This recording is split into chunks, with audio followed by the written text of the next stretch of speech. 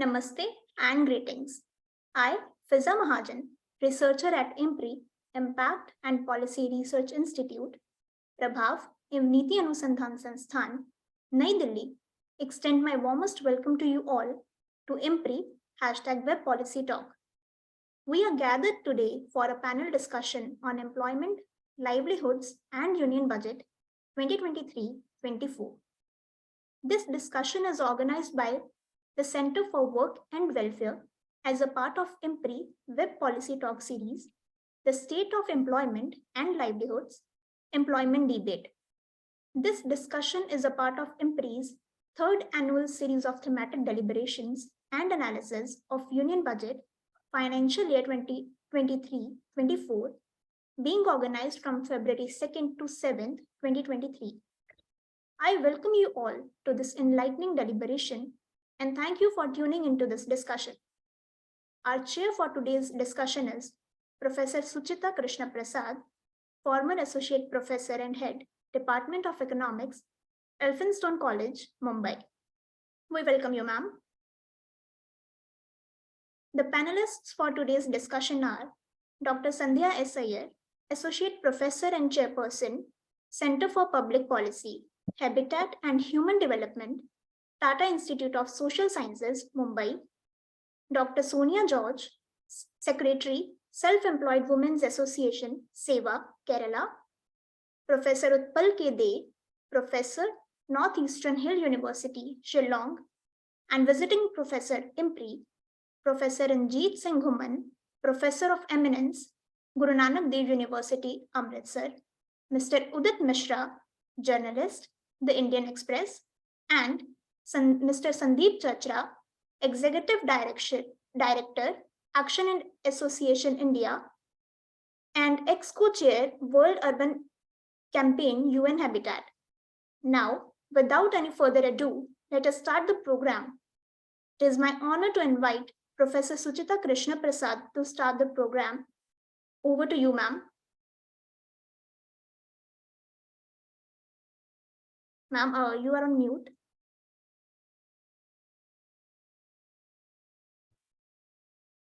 Am I audible now?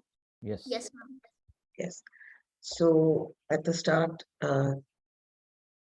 please accept my profuse and heartfelt thanks, Professor Dr. Arjun Kumar and IMPRI for this opportunity to learn from such experts, panelists, eminent panelists. So everything has to be put in a context, and this current budget has had a recent context of pandemic, which we assume that it's over and everything is washed out. But of course, pandemic of this sort, which was just there about 3 to 4 years ago, has left deep marks on Indian economy and society. When the jobs bled and people reverted back to agriculture for some kind of livelihood. The October report of RBI 2020 points out that agriculture was the only sector with a positive gross value addition of 3%, and all the rest of the sectors, including hospitality, construction, especially construction, had the maximum damage done with minus 50% of negative GVA. Hospitality suffered the next, which was 47%. So, and then we had 3 budgets, this is the 4th budget after that. And the first budget, let's say 2021, basically, if we try to see what we tried to do, there were 6 important pillars of the union budget in 2021-22, which were health and well-being, physical and financial capital infrastructure, inclusive development for aspirational India, invigorating human capital, innovation and R&D, and minimum governance with maximum minimum government with maximum governance. These were the slogans that were put across. And basically, if you check on each of these headlines are planning or rather projecting some activity which would be done over a period of 5 to 6 years. So for example, if you took clean air, something like 64,000 crores outlay over 6 years in Atmanirbhar Swasth Bharat Yojana. Okay, or anything, for example, If you take Jal Jeevan Mission for urban areas, it was 2,87,000 crores for the next 5 years, and 1,41,000 crores plus for urban Swachh Bharat Mission, which was again for 5 years. So it was a budget for a year, and many experts claimed that this was sounding more like, a rolling plan rather than an annual budget. So this has been, I mean, it would take too much time to probably to establish this. But for example, if you just add a few more in physical and capital infrastructure, there were 7 capital textile parks to be set up over next 3 years, and so on. So basically, a lot of things had to be done, but they were pushed ahead. The entire capital expenditure structure was pushed ahead for the next 3 to 6 years. And there were comments on this, that an annual budget is actually inflow and outflow of resources of a government, basically planned for a year. And if most of the expenditure is spread over 3 to 6 years, then it sounds more like a 5-year plan. Keeping that aside, and believing that this was a trusting that this was a trust of the government for the years to come. If you go about watching what happened later in the next year, that is the budget 22-23, we had the Gati Shakti, which was like coordination of some 13 to 16 ministries for riverways and waterways and railways and ports, and of course privatization of certain ports and airports given to the private sector, and private sector invited to contribute to the defense. Okay, sectors opened for the private sector like defense and major infrastructure projects and so on. And so now we are into 2022, 23, 24. So basically, if you say the expenditure is planned and the effect is planned for over 6 years, and therefore, if not much has been achieved in a year, we can always say it was supposed to be planned for 6 years. And so therefore, how do I then measure the fiscal deficit?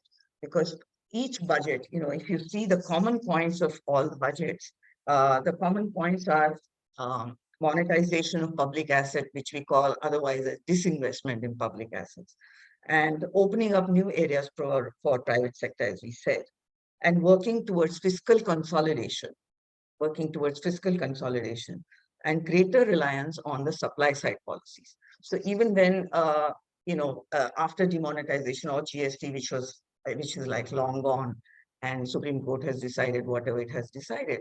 Now we come to even pandemic and the result later. The problems, many experts said, were on the demand side, but the government had a greater reliance on the supply side, creating investment, providing investment. And the most important such investment plan was that of PLI, okay, productivity linked investment scheme. And that was lauded as something that would probably take economy into the next zone of takeoff, if we are supposed to use old language in economics. Okay? But 13 sectors that were selected to launch PLI were basically aimed at, they were focused on 13 sectors which would give us export earnings, give us employment generation, and high growth sectors and sunrise sectors, as they're called. And therefore, they would probably have more forward and backward linkages and create a growth potential, as it were, for the rest of the economy.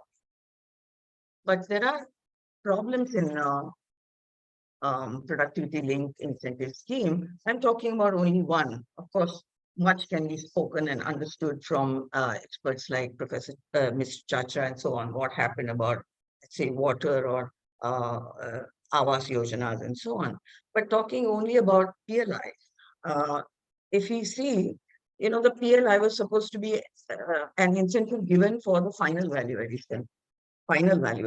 And most of the industries that were taken up for PLI for job creation, like food products or mobile manufacturing or pharmaceuticals, etc., not much of those incentives, capacity was used, as the data shows from PPIIT, IIT, which is on September 22, they have released this data.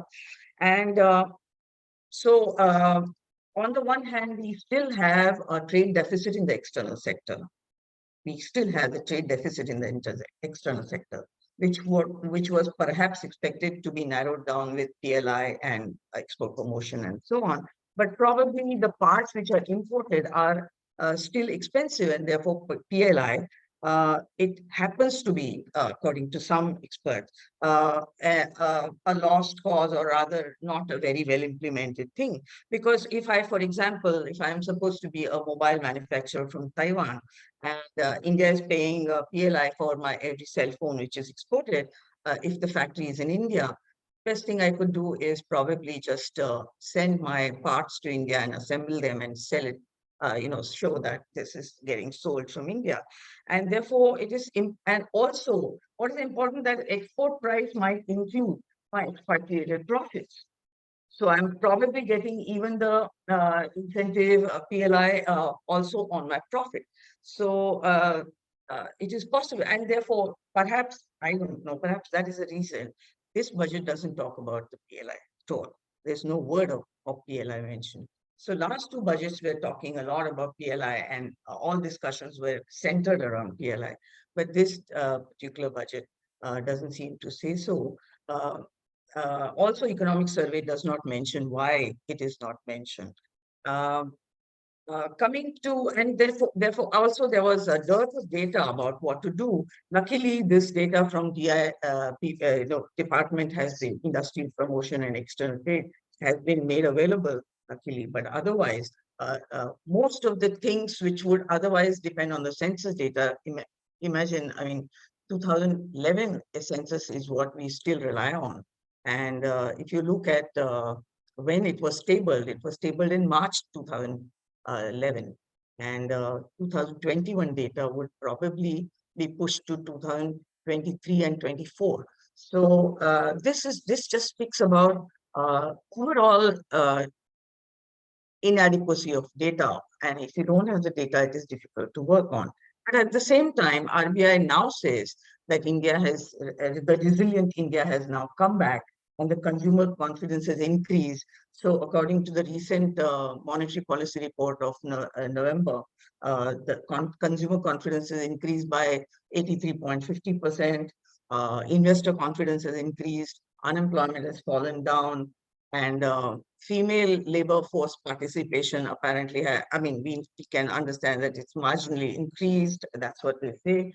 And unemployment rate is, at 7%. And the survey shows that, the last fiscal manufacturing sector was the largest contributor for employment generation. The numbers say a few things, but the ground realities may say, project something else. And in order to know what is happening on the ground, we have these experts among us who would show us, how the livelihoods is actually getting affected at the ground level. So on the one hand, there is this digitization, and there are startups, and there are unicorns, and there's a glorious story of India going forward, industrial revolution 4.0, what have you. And on the other hand, probably there is a other picture of India which is struggling to make it good for survival and so on. So on the one hand, there have been direct benefit transfers after the pandemic. There have been things, but probably they came little too late, according to many. And as of now, in this budget, we are already reducing the food subsidies and fertilizer subsidies and giving the advantage of that saving to further to infrastructure. So we seem to be continuously. So the common thing here, or the common leitmotif in the last 3-4 budgets, is going for more infrastructure.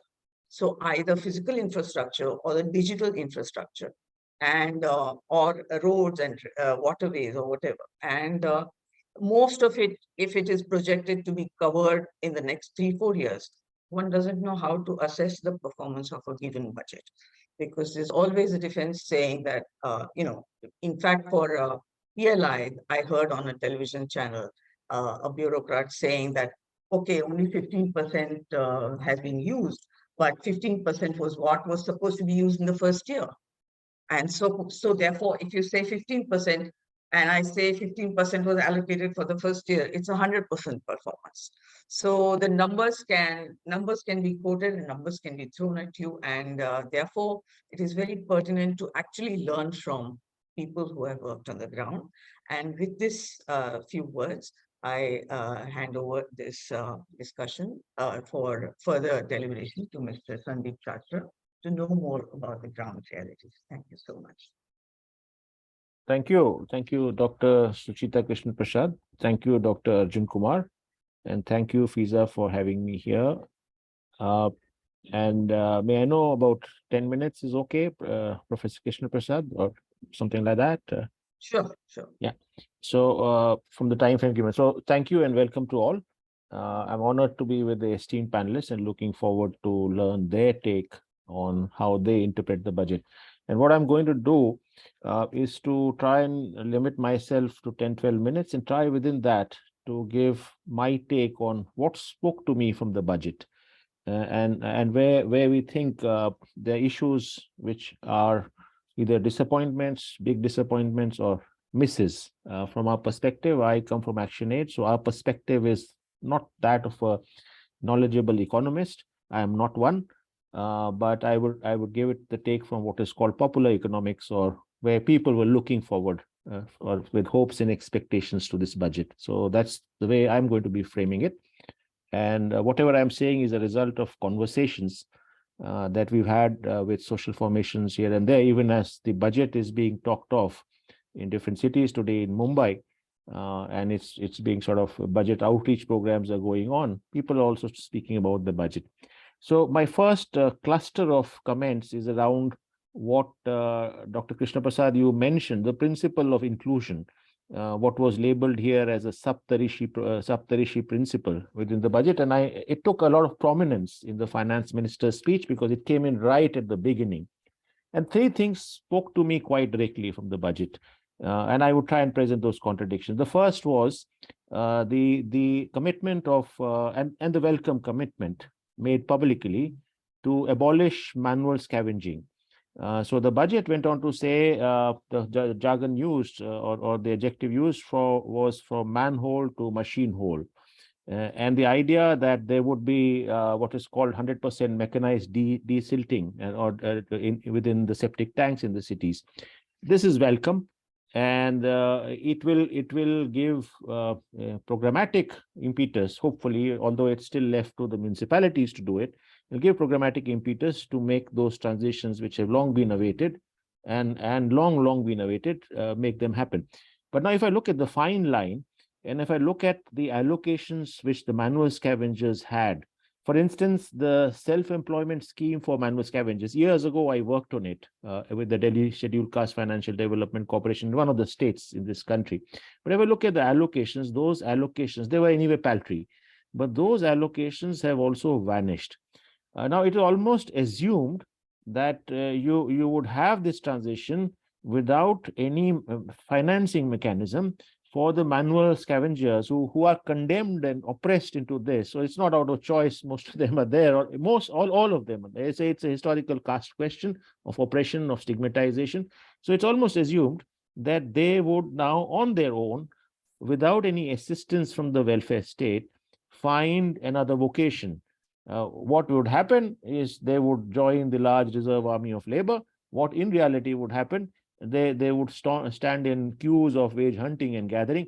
So this is a big miss. One would have imagined that such transitions from manhole to machine hole were aided and given tailwinds with a much larger expansion of the self-employment thinking, credit for self-employment, loans for self-employment, but also grants for self-employment. You need it to happen to make those transitions happen, to assist the families to get into other dignified occupations from the undignified past they've had. I looked at the second big thing that spoke to me was a saturation of all the settlements of particularly vulnerable tribal communities, PVTGs as they're called. They used to be called primitive tribal groups once upon a time. As an anthropologist, that was a debate. Anyway, so there was a big announcement that this year, in this budget, there would be saturation of all PVTG settlements with full development with roads, with housing, with sanitation facilities, with drinking water, and so on and so forth. 38,000 teachers were promised to be sort of recruited in Eklavya schools around the country which cater to tribal children. This is welcome. I actually welcome it. Because this is also a long-held need, and budgets. The finance minister's speech right at the upfront said these things, and this is very nice to hear. But now, if I look at it more broadly, one would have expected, for instance, another long-held demand to have been materialized: the question of denotified tribes, the crying question of denotified tribes, semi-nomadic tribes, pastoral groups, and what were once called the ex-criminal tribes. Now, this group constitutes, PVTGs is a much smaller group. And I do not want to get into mathematics games to say smaller groups should receive lesser importance, not at all. But this particular group is 13%, 12 to 13% of the Indian population, and comprise among the most discriminated communities in India, stigmatized, criminalized. So, and this is a long-held demand. This particular government, I am talking of the BJP government, had set up two commissions, the Renke Commission and later the Idate Commission, and those recommendations are available in public. In any case, these were also placed in the parliament. Now, if I look at it, the actual programming to denotified tribes continues. The budgetary implications continue to be the same 40 odd crores that there had been for some housing and other benefits. There has been a demand of a special component-like program, but special component plans are supposedly on their way out, and that's debatable. But there had been a demand that at least allocate a percentage of budgetary outlays in a focused manner for the development of denotified communities. So I think that's a big miss. It's a big miss which could have really helped and gone a long way to serve members of the denotified communities. I wholeheartedly welcome the announcement made by the finance minister on providing support to under trials, to providing support to prisoners and under trials. I assume they also mean under trials who are in prisons for a long time, who do not have the financial assistance or the bail amount to get out. So I think that's an extremely welcome step, and I kind of sense that it comes from President Draupadi Murmu's announcement the other day that we must particularly look at under trials, and this has been a long-held social demand as well. Most of those people who are under trial, some studies will say up to 77% are from marginalized groups or are for minorities. And I think this is a welcome step that they have. In general, and I'll stop here as far as inclusive development is concerned, this is just an indicative list and I'll move on to other sectors. But in general, what seems to me to be the case, that this whole commitment of inclusion and inclusive development is not met by the same financial zeal, is not met by the same zeal as far as the budget is concerned. It's in fact on the contrary. Now, if I look at, for instance, the scholarships for minority children, I do not have the figures readily available here, but they are in the budget, have been drastically reduced. So what would therefore mean the expenditure on education for children of minorities will see massive reduction, despite an escalating demand. Similarly, if I look at what's going for scheduled castes, the commitments for scheduled caste communities by the way of what's called the umbrella scheme for development of scheduled caste goes only marginally upwards. So I mean, this just to give a few random examples of why the kind of zeal shown in the speech for the principle of Saptarishi doesn't realize itself financially as far as budget is concerned on the ground. And this is quite the situation on the ground. I quickly turn to employment, Professor Krishnaprasad, and then on to sustainability, as you asked. On employment, I think you already spoken to it. We may have come out of the pandemic, but the fact is employment remains in extreme precarity. Numbers may have marginally looked up, Professor Krishnaprasad. You see, the periodic labor force survey, it talks of 7.1% or something like that, 7.2% unemployment rate. Similarly, if I take the CMI data, which was released January, the unemployment rate reported is about 8.3% in that data. There are many, many indicators. Let me not get into, there can always be a lot of debates, but we all know on the ground that unemployment it wasn't brilliant before.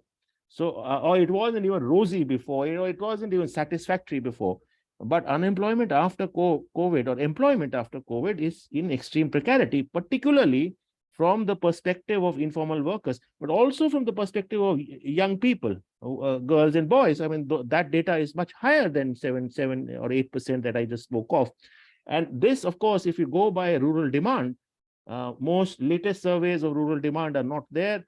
But on an average, it is kind of known that there's a buffer. Workers are looking for employment in a week. Some people would say, some data would say 12 to 18 hours per week. Now, that's huge. In urban areas, about 14 to 18 hours per week.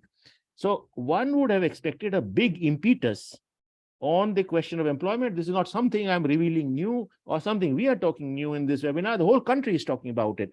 So in a sense, the one would have expected a much larger public investments into employment. Now, MGNREGA allocations this year give you the story of response. The allocation made this year is 60,000 crores. The allocation made last year was 73,000 crores. But that's not all. The revised estimates presented now talk of 89,000 crores, which was spent last year on demand, basically. Yeah. Now and if I go the year before, it's over 1 lakh, crores. So in a sense, you see a massive reduction. On the ground, the situation is as follows. On the ground, the informal workers groups, the MGNREGA unions were demanding at least for over 2 lakh crore rupees. And just to say to you, other day, MKSS released a statement, Mazdoor Kisan Shakti Sangatna, and they were saying that and they looked at the data crunching. I haven't personally, but they were talking of 25,000 crores as pending wages from 2020, 2021 onwards. So now if you deduct 25,000 crores from the 60,000 crores that have been allocated, what remains really? What really remains? Nothing. So in a sense, the demand on the ground was 200 days of employment. If I now look at the current data, it won't give me employment for 20 or 30 days basis what the demand is. There were demands for what is called urban employment program, a guarantee, and 5 states have already started it. Despite it's not a guarantee. So one would have wanted to see it progress given the situation on the ground with reference to precarities of urban workers. So I think there is a story there. And the story is similar to what is reflected in allocations on social security, what's called social protection. India, as we know, spends about 1.4% of their GDP on what is called social security, what we call social welfare, social security, what others would call social protection. So let alone any idea of transformative social protection, what we really have on the ground is a vanishing situation of social security. If you look at data, and I have some here, the National Social Assistance Program has in fact reduced marginally though, but it has reduced despite the demand, despite the need for some dignity in social security. Ayushman Bharat has marginally increased. But let's remember, only 24% of Indians, 24.4% or 25%, that data may have increased a bit, are covered under any form of social security. Only one of those many forms, which anyway the quantum remains very low.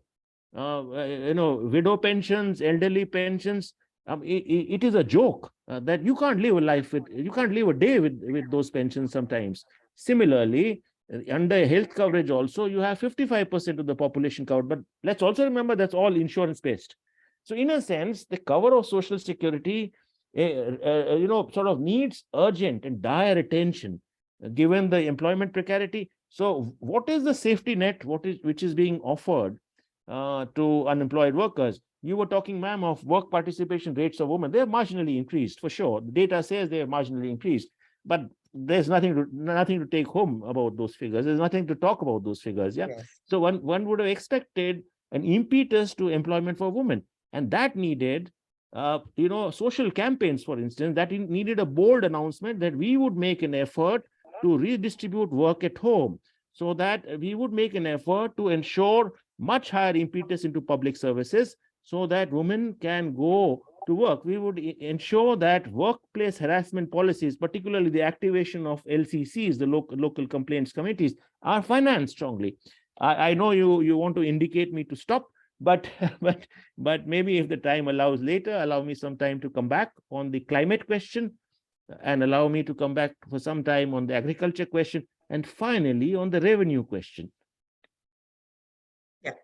So thank you so much for opening up the fine prints for all of us. And we have gone with certain catchy phrases. Okay, so there was Atmanirbhar Bharat, and then there was uh, the 6 pillars, as they call it, and then there was Gati Shakti, and now there is Saptarshi. Okay, so somehow we seem to need certain phrase to finally enlighten people around. So reaching the last mile is one of the goals of Saptarshi, and the way you brought out the question of the scavengers. So announcing one and not having enough funds on the other hand is actually revealing, the content and the intent, so to say. So thank you very much. And can we now move on to our next panelist? Mr. Udit Mishra, over, the general fiscal math, as they call it. Okay, so we have been very particular about keeping the fiscal deficit at around 6.4 to 6.9. And of course, the point that Mr. Chachra talked about, the actual estimates and the revised estimates, that should be another area of research. We give a lesser estimate on the budget, probably just to keep the paper neat and looking good, and eventually the revised estimates go down in a certain different direction. So with that, let us have Mr. Udit Mishra talking about the budget and the fiscal position and the implications that he sees, important implications of that. Over to you. Thank you, Dr. Krishnaprasad, and thank you for the opportunity to speak on the budget. Very quickly, let me just tell you a couple of things about the broader picture. First of all, is the nominal GDP growth that is expected in this budget. The budget document says that we expect a 10.5% nominal GDP growth, which means that if you sort of think that inflation would be 4.5%, then you're expecting a GDP growth of around 6%.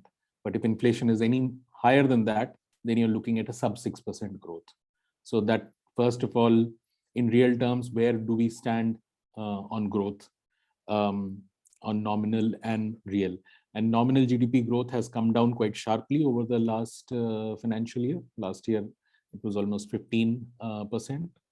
Obviously, inflation was playing a big role in that. But that tells you the growth deceleration that is happening both in nominal terms and in real terms. And it is important to remember that the 6% number for growth is important for all of us to remember, because this is exactly, an economic survey said this, the chief economic advisor accepted that even before COVID happened, so that is in 2019-20, by that time, India's potential growth rate had gone down to 6%. Potential growth rate is what you would have without really spiking inflation. And this is starkly lower than the 8% potential growth rate that we had between 2003 to 2008 period, when we were growing at the fastest that we've ever grown.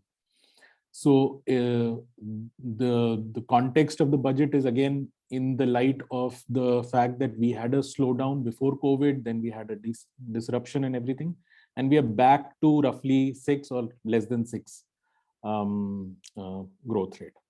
The second big story is obviously the fiscal deficit. Now everybody keeps talking about the fiscal deficit, and we keep talking about FRBM Act, but we often forget that FRBM Act had 2 prongs. One was fiscal deficit, the other was revenue deficit, and they had to work together. The revenue deficit had to be 0% and fiscal deficit had to be 3% of GDP. And what was the argument there? That if you kept revenue deficit at zero, which is to say that your everyday expenses were met by your everyday earnings for the government, then the 3% of fiscal deficit meant 3% of GDP can be borrowed by the government and used for capital expenditure. That was the idea behind FRBM. So this whole talk about capital expenditure that we are all talking about right now is the essential idea in FRBM. FRBM is not something that holds back India's growth, holds back India's government's expenditure. FRBM tells you how to spend. So in 2018-19, we dropped the revenue deficit target. We stopped targeting that, which meant that you could have a fiscal deficit of 3% and a revenue deficit of 3%, which means that you can borrow all the money that you borrow only for everyday expenses and not spend anything on building bridges. Now look at what happened to, so on the face of it, fiscal prudence, and as a journalist, I've also written that there's been fiscal prudence. 6.4 was the targeted amount and 6.4 is what you've got. And for the next year, you've said 5.9%, all very good, glide path and everything. But look at what happened to the revenue deficit. In the budgeted numbers for last year, that's for the current financial year. Last year when the budget was presented, they said that the revenue deficit would be 3.8. In the revised estimates, it is 4.1, which means to say that you are now borrowing, in current financially, you've borrowed more for revenue than for capital. So that puts into perspective. And again, for next financial year, the budget very happily says the revenue deficit will be brought down to 2.9 from 4.1 currently to 2.9. I do not expect that to happen. But then again, revised estimates rarely get the headlines that they deserve. So that is on the fiscal prudence part. Then we come to the capex bit. And here, all said and done, one has to admit that the government has been pushing the capex. So basically what the government has been doing is switching the capital, switching its expenditure from revenue to capital. So I was just calculating, give me a moment, the shift that the government has done. If you look at it from say 2020-21, FY21, at that time, capital expenditure was 4.1 trillion rupees. And that was 10% of government's total expenditure. And in the coming financial year, the capital expenditure is going to be 10 trillion, and that will be 22% of government's total expenditure. Now, this is an exceptional improvement. This is a great thing. But and credit should be given to the government, but it also betrays something. It tells that the government is very bothered about the lack of investment done by the private sector. Otherwise, so what is happening is that in an economy like India, where there is now accepted that we have the largest number of poor living in abject poverty, the World Bank data that came out, which showed that we had the largest number of people living in abject poverty. 8 out of 10 people who went down into, that were pushed into abject poverty after COVID in the world came from India. We have more poor people than all of sub-Saharan Africa. In such a country, we are cutting expenditures of the kind that the previous speaker said to fund capital expenditure, which is fine. Capital expenditure has its benefits, but to cut it in such an economy where you are taking away safety nets, it shows the government's concern that this cannot, private sector is not playing ball. And I would like to remind all the viewers about that episode last year when the finance minister was rather exasperated. The video would be there on YouTube, and asked one of the top industrialists, saying, we have done corporate tax cut, we have done IBC, we have done GST, why aren't you guys investing? And she mentioned, why isn't Hanuman, are you like that episode in Ramayana where Hanuman was diffident about his abilities and was not willing to fly? So she said, who will come and tell you? So I'm saying that capital expenditure is good, but it is betraying some really sad reality of Indian growth.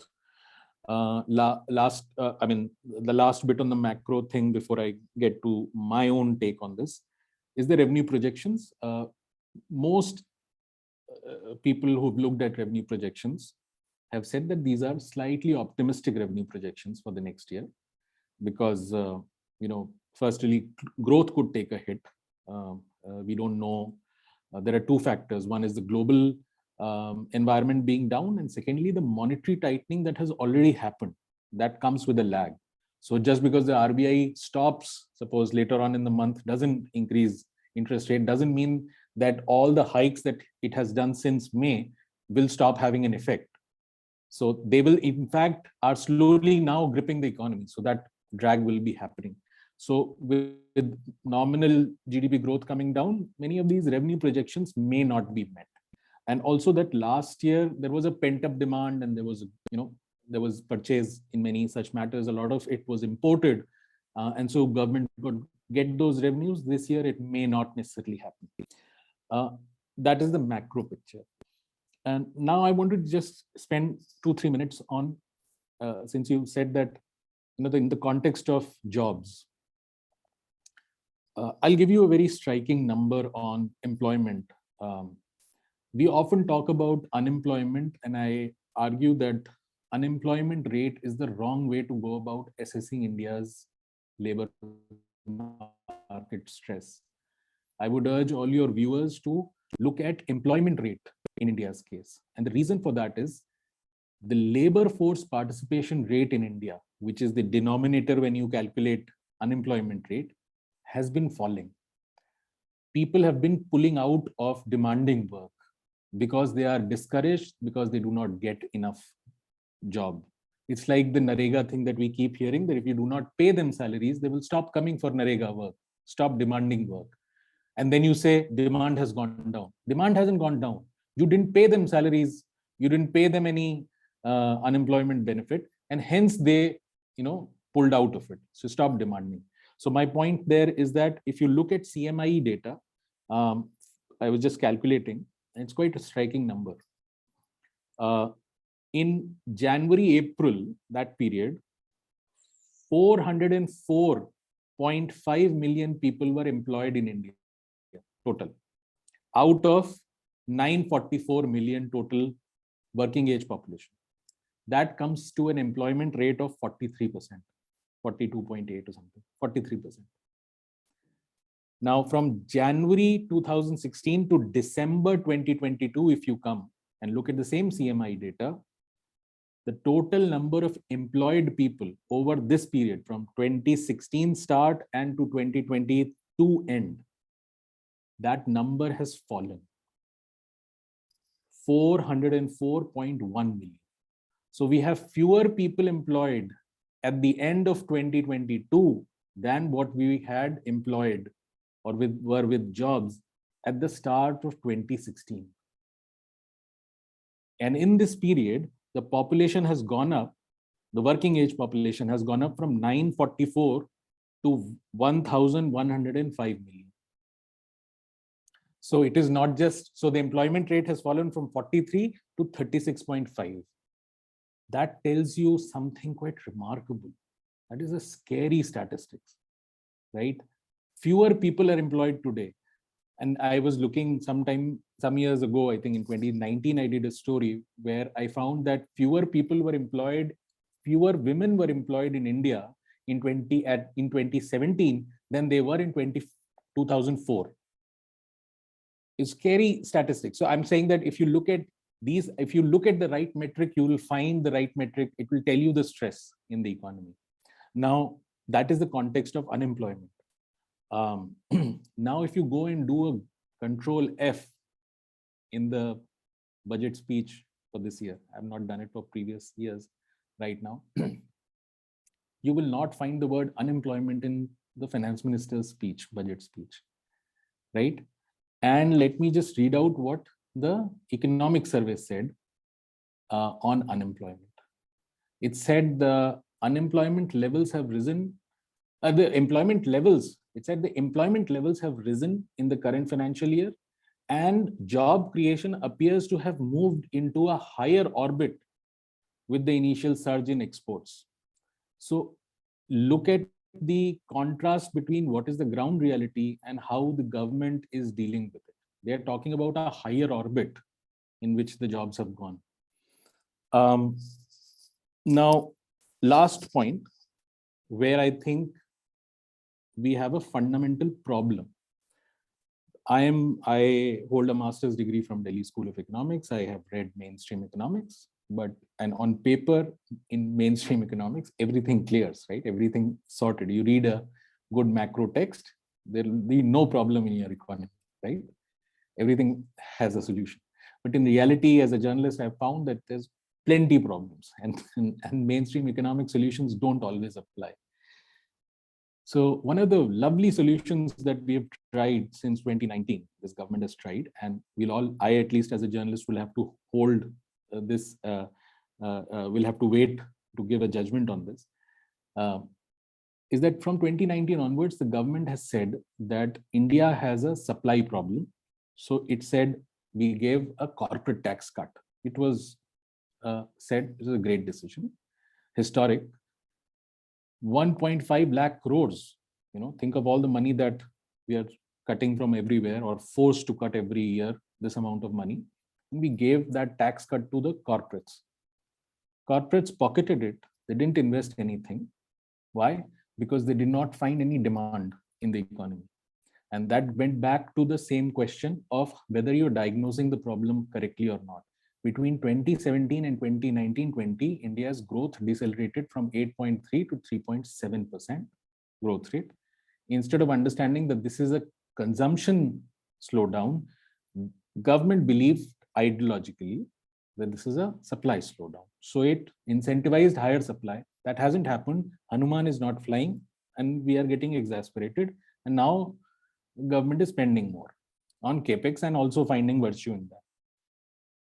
And the private sector is not coming out to play because it understands there is no point in putting another scooter factory because nobody is buying scooters, because the people who are poor do not have the money. Now we have started another spiel, which is that 7 lakhs se come, income, and you will not have to pay a single penny of tax.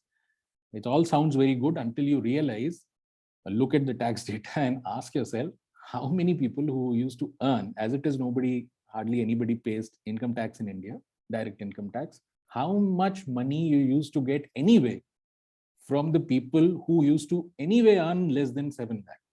So forget all politics. In real economy, the consumption boost that you can get from the additional will not be there. If I never paid the tax, then my being part of a formal system and not paying tax will not increase the boost. So my point is that overall, this is the context. I think we have a lovely idea that we are following, but maybe misapplied. That's mine. Thank you very much, Ms. Mishra, for taking our attention from unemployment rate to employment rate to start with. And economic survey sounds like a rosy picture on every page almost. And I would like to take your attention to page number 209 of economic survey, if you can, which shows that the regular employment, and into bracket it says not contract, okay, is more than 80% aggregate. And if you disaggregate it, maximum regular employment, just check page number 209. It says maximum regular employment is in manufacturing without contract. And it says that fixed term contract is 1% or less than 1%. Yeah. So if that is so, probably there was no, of course, this is besides the point, this is not part of the budget, but if fixed term employment has not incentivized more employment in that category, which is what many labor economists were saying, and it turns out to be only 1% or around that, then probably that change in the labor code was not essential. So keeping that point aside, thank you very much for actually uncovering some of the employment myths that we have.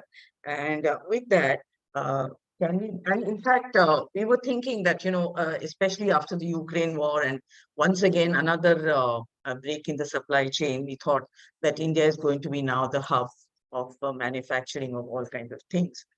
Probably we still need to wait for that to happen. So with that, we go to Dr. Sonia George. Can we have you? So, yeah, Sonia George, can you come in? Yes. Ma'am, please unmute. Yeah, I'm unmuted. Hope I'm audible. Yeah, Yes, ma'am. thank you. Yeah, thank you, Dr. Suchita and IMPRI for this very delightful session on the budget. And it was so interesting to hear from our chair and also the two speakers about the real positions of the budget as it is, and revealing some of the things that we otherwise think in a reverse mode, especially on the employment data and rather than the unemployment side. So I think maybe as a practitioner and a person working in the field with the poorest population, especially the most marginalized sections, women, Adivasis of this country, maybe I would like to put or throw few perspectives from where my positioning on the realities of the people, per se the budget that that we have been looking through today. So it was for sure that the budget, especially the present budget, is anchored in a very critical political context. That is for sure, because the country is looking towards next elections, and the government had its way to make it most popular, the populist kind of schemes and budget that attracts people in the country towards an election. But I think it was not so easy as the economic survey and other documents that are available this year, and Dr. Suchita has explained about the focus of the budget for the last 2 years, and means especially in the context of the pandemic, where there were a lot of severe realities that have been exposed in this country in terms of employment, in terms of social security, in terms of sustainability, the sustenance of the most the vulnerable people of this country, and how much it is depicted in this process of containing or including people who are in the marginalized is very important for us to analyze in the context. And especially I think the economic survey, when we look at it has revealed more or less the present socio-economic situations of the country in terms of employment, in terms of workforce participation, and those other kinds of livelihood schemes, livelihood promotion, livelihood incentives that have been, how it have applied to different contexts in the country. And I think maybe it has forgotten some of the things, like just recently we have been discussing about, especially in the context of inequality report of the Oxfam, the widening inequalities that that was revealed as part of the recent inequality report, where we have been seeing, while the corporate wealth and their profits are have soared unprecedentedly, and when you look at the terms of employment or livelihood, it has worsened significantly. That is what we could see with the data that has been revealed as part of the report, because most of the wealth it is acquired in the hands of few, means almost 10% of the population, and the rest are struggling as part of this very few in terms of wealth creation, and also in terms of dignity of living. That is something that I think I would like to propose in the context. And we have seen that the finance minister has very well pointed out the 7 goals of Saptarshi mission that especially this is one of the first budget, she said, as part of the Amrit Kal, that she has been projecting it as that. And then she explained it in terms of priorities as inclusive development, reaching the last mile, infrastructure and investment, unleashing the potential, green growth, youth power, financial sector, etc. But I think as we look at what was the real outcome of the budget, I think in the first step, the capital investments or focusing more on the capital, what was the implication of it, means at whose cost, means investing more on the capital was done, is a big question that we have to think about. So already my colleagues have said, Mr. Sandeep has already said about the cut in the social sector, especially of popular programs like the NREGA, Mahatma Gandhi National Rural Livelihood Program. That was a real cut that we never expected, because even the economic survey projected it as one of the popular project and employment guarantee project of the country, which actually supported most of the marginalized people in the country, especially post-COVID. What we have seen that even most of the migrants who have gone back as part of post-COVID, they have really relied on this livelihood program as part of the MNREG as one of their income sources. That many of the studies by IMPRI and all have really reflected it, means that had been one of the sources. And what was the logic of cutting? It was a huge reduction. More than 18% have been deducted from the last year's budget. That is something that we couldn't accept in the context. And also what we have seen is that the food subsidies, how much it has been cut, it has been even again cut by more than 1/3% from the last year, even though the minister said as part of the Antyodaya, that was one of her first announcement in the budget, as the government fed the people during the COVID. Another 1 year, this is continuing, means to reach maximum poor in this country, the food. But what we are seeing is the subsidy on food, which has been cut, and to what extent and what are the implications of it. We don't know what is going to happen again in terms of the real poor who are really accessing the public distribution system and who are only relying on it. That was one of the realities when we see many of the families, the Indian poor families, they really relied on the food and dal, the rice and dal, or the wheat and dal that was really supplied to them during the peak of the COVID, where they had no means of income or any means of food supply that was happening.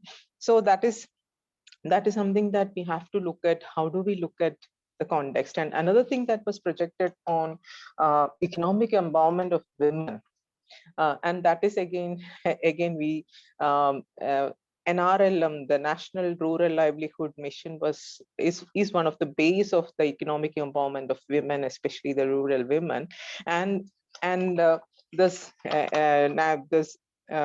what is that, the National Rural Livelihood Mission, the schemes that we have seen, if you look at the schemes of the National Livelihood Mission, that is being reduced, means it has been also underwent so much cuts, like from 113 crores, it has been cut from 126 crores to 113 crores, means which is again a 14% cut. And what is the economic empowerment that we are talking about? Women through self-help groups, or creating jobs through self-help groups, because we have seen that in most of the states in India, women are denied of minimum wages. In most of the programs that have been created out of self-help groups, the small startups or the small enterprises that have been started, in none of these programs, women have been earning any minimum age till now. That means, and still, they have been, for example, the credits they have been using through the thrift and credit program of NRLM programs under the self-help groups, microfinancing programs. The women had to pay, more interest compared to, every year they have to pay more interest, and more money has to be paid back. And the credit schemes have really affected the real creativity and skill orientation of the women. That is something that we have seen as part of our experiences that was happening. So I think instead of supporting the real economic empowerment through sustainable livelihood opportunities, there were many programs as part of the agricultural sector have been announced, promoting millets, more credit schemes for agricultural workers, but how do you understand the gender impact of all those schemes? There is no such real analysis on the gender schemes. Yeah. If you look at Right. economic survey or other things, that those things are not at all properly highlighted in those schemes. And then here we have seen that again, you look at some of the populist projects like the midday meal scheme, that is again reduced. That to a certain extent have been supporting the poor people in this country, especially the nutrition and Can issues, you, especially of the girl child in this Dr. country. Yeah, Professor George, sure. I will. Yeah. So I think these are some of the approaches that have been used in the budget in order to we say that as Mr. Udit has clearly said, that means the income tax reforms that we have, that the popular media is discussing a lot, means 90% of Indians do not earn an income more than 3 lakh. So whom we are talking about when we have this income tax reductions, and to increase the demand of the consumption and demands of the people who will be enjoyed by that benefits in this context of majority underpaid, under minimum wages, and have no jobs, and especially women. One of the most revealing data is that majority of the women who have lost that, 2/3 of the women have not come back to the labor market post-COVID. So this is the reality, and what kind of tax cuts and what kind of tax benefits that we are talking through this, and most of the indirect taxes that have been paid through the most demanding products for our everyday life, through these poor people who are the most marginalized and who are the lowest tier in the tax regime of the country. So I think we have to analyze the existing capital expenditure regime in the context of the social spending, and I think maybe we should look at the budget from a capital expenditure versus social expenditure, social spending perspective, and who it is focused on and what it will be addressing, apart from the subterfuge and the focus the government, or especially the finance minister, has given in the budget speech. And we look at it, it is very, very appealing that it is addressing the poor of the country, it is addressing the most marginalized of the country, but when it comes to real analysis, it's not so. So that is our experience that we have been when we have been looking at the budget, and that is the reality that is going to reflect post-budget analysis also. Thank you so much. Thank you so much, Madam Sonia, for bringing our attention to the inequality report, and which probably is the divide between India and Bharat, as they call it. And I would have liked to see from you, listen to you on the effort that the budget has done on microfinance, and effort that the budget has done on promoting cooperatives, maybe in the next cycle of questions or something. But in the meantime, it's important that you pointed out that when you cut a particular subsidy, there has to be a study behind it. Similarly, when you increase a particular expenditure, there could be a study behind it. Why are you increasing a particular expenditure? Has it shown, for example, if the PLI has shown that it has not actually led to fall in the trade deficit, then there is something faulty in which it has been implemented. Maybe it was conceived in a different manner, and it has worked out in a different manner. So similarly, if the capex, a continuous increase in capex has not shown the results, then at least it's a time to introspect and find out, have we diagnosed the problem incorrectly, as Mr. Sandeep was just now saying. So is it the supply or demand, or is it first now the demand and then supply? So some kind of resequencing probably would be needed, having analyzed. Also, we are, we are told that, we are aware that global inflation is much higher than the inflation rate in India as of now. But if inequality in India is sharpest, then that even lesser inflation than the world is going to affect the poor much more severely. And with that, can we go to the next speaker, Professor Utpal Kumar Dey? So since your work, sir, has been on entrepreneurship, do you think that this budget is really going to push the entrepreneurship forward, moving forward? If that is the area you would like to speak, Good. it would be nice. Of course, your expertise on other areas is most welcome. Thank you. Good evening, and thanks to Dr. Arjun and IMPRI to invite me, to the chairperson, the Krishnaprasad ji. I think this session will continue up to 5 o'clock or 4:30. Was at about 4:20. Yes, sir. We will extend. Please go on, sir. No. Then otherwise I will take only 5-7 minutes because it will unnecessarily not delay. Anyway, so Everybody has got 10, so let's keep it at 10. Okay, thank you, madam. So actually, I think I am audible clearly now. Yeah. So every year when there is a budget presentation, and I see that from television, radio, everywhere in general, just taking 1-2 minutes, that there is a discussion on the budget. But why we discuss that very fundamental issues, that it gives a direction what the government intends to do, wants to do, isn't the direction they wants to give. But we never have a discussion what was announced in the previous budget and how much of that was implemented. That because MPs and the people sitting in the parliament and they just thumping on their table when some railway projects in that area is announced, in his area one roadway projects announced. But finally, when we find that only 1,000 rupees was spent, so whether the real intention that is reflected, it is clearly reflected in the budget or not, because it's a general phenomena. So whenever a new government comes, they are king for 5 years. First 2 years, there will be very harsh measure.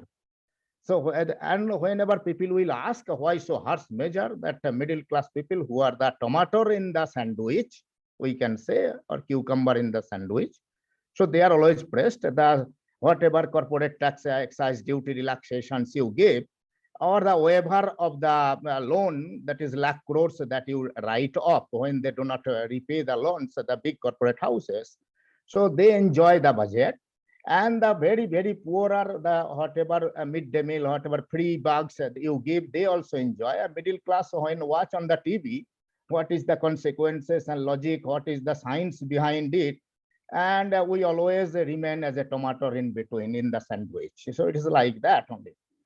So never we discuss last year what was announced and what happened. So budget is a statement of account that was intended to be on expenditure and probable income that will come from different sources. But after that, nothing materialized. What is the point? That I do not understand. Okay, some indication only, whatever we get.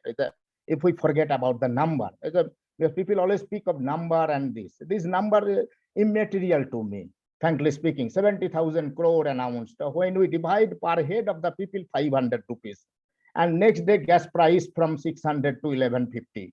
So we take away the money in within 1 day. So this has no value, no meaning. Even if you look at the income tax, up to 7 lakh, we are saying they don't have to pay the tax. But waiver is after 3 lakh. After that, calculation will start.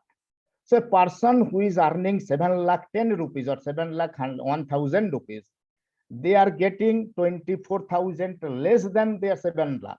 So they are being really poorer than the real person who is earning 6 lakh 99,000, isn't? It is not the tax is calculated from there. If you cross 7 lakh only 1 rupee, your tax calculation starts from 3 lakh. So you are becoming, so better you have to ask your employer, please give me some money less than 7 lakh. Otherwise I will be loser. So what is the science, I also do not understand. And even if we say that those who are earning 10 lakh, 15 lakh, or even 20 lakh, so they are saving will be less taxation will be by 15,000, 35,000. So TV are ready to highlight those. And side by side in Pakistan, petrol price became 250 rupees, 260 rupees in Pakistani rupee, not Indian rupee. And Indian rupee in India, it is 97, 98 or 100 rupee, in some places 110 rupee. So that only we highlight the number. We forget to say that it is in Pakistani rupee. And Pakistan's rupee against a dollar, what is the exchange rate? And Indian rupee exchange dollar, what is the exchange rate? If you consider, there may be no much difference. Or maybe even India petrol is costly. That we never, science we never go by that. We only drum pitting, and there is some 15,000 we got. If you get relaxation of 20,000 from your income tax, even, so whether really you are getting, because your income, your DA was freezed for 1.5 years during pandemic.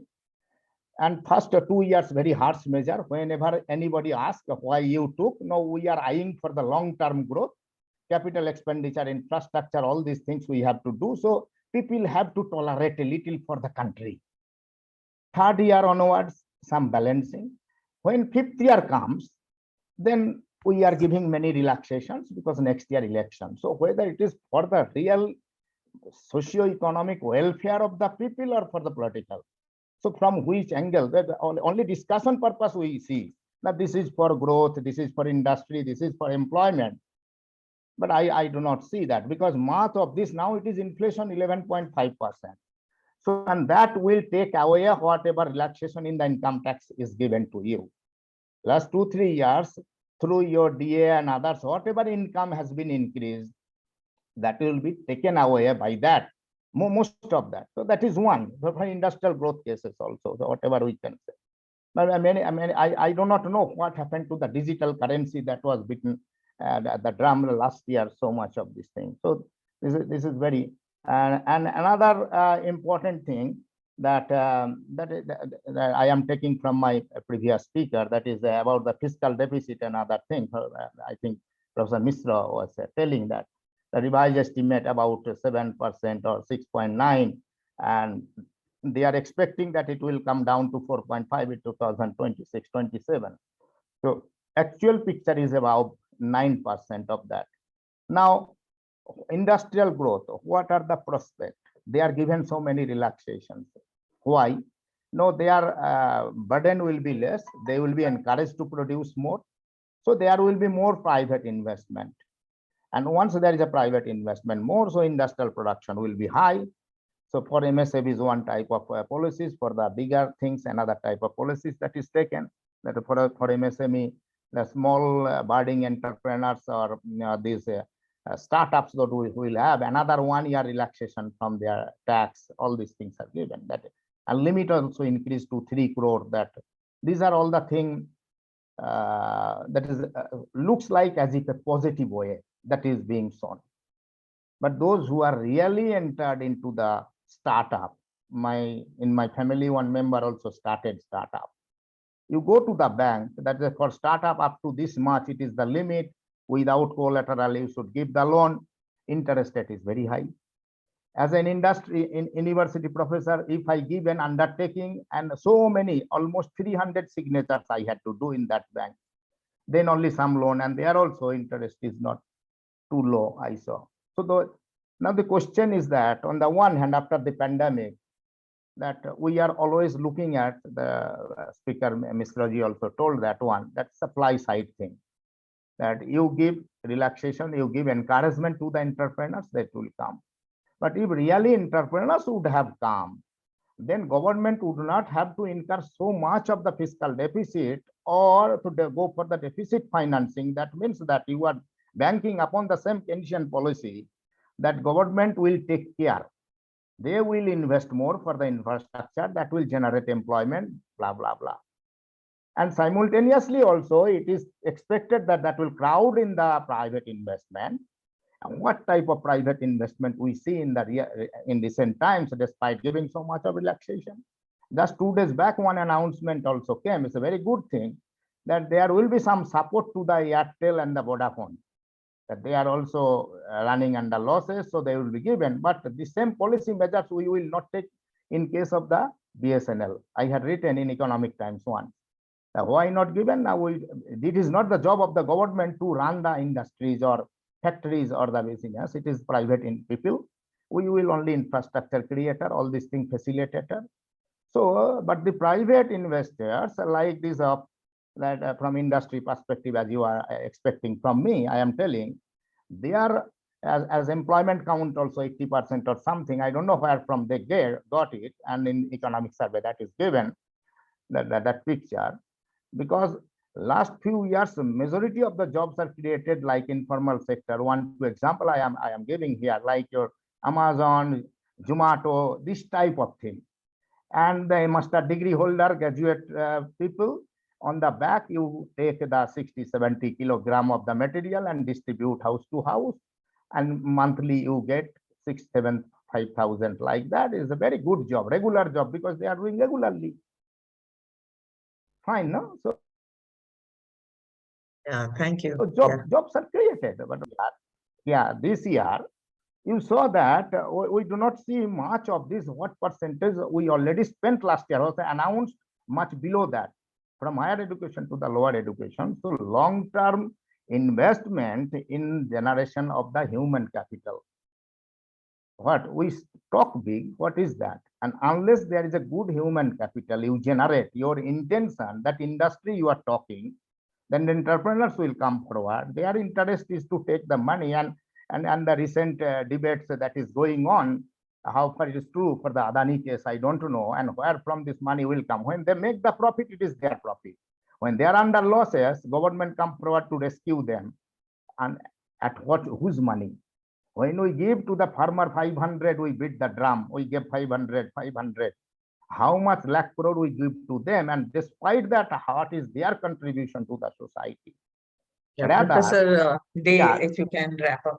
Wrap up. So I am telling that it is pro-industry. We are expecting that only one positive side I see here, that is for the environmental friendly some measures.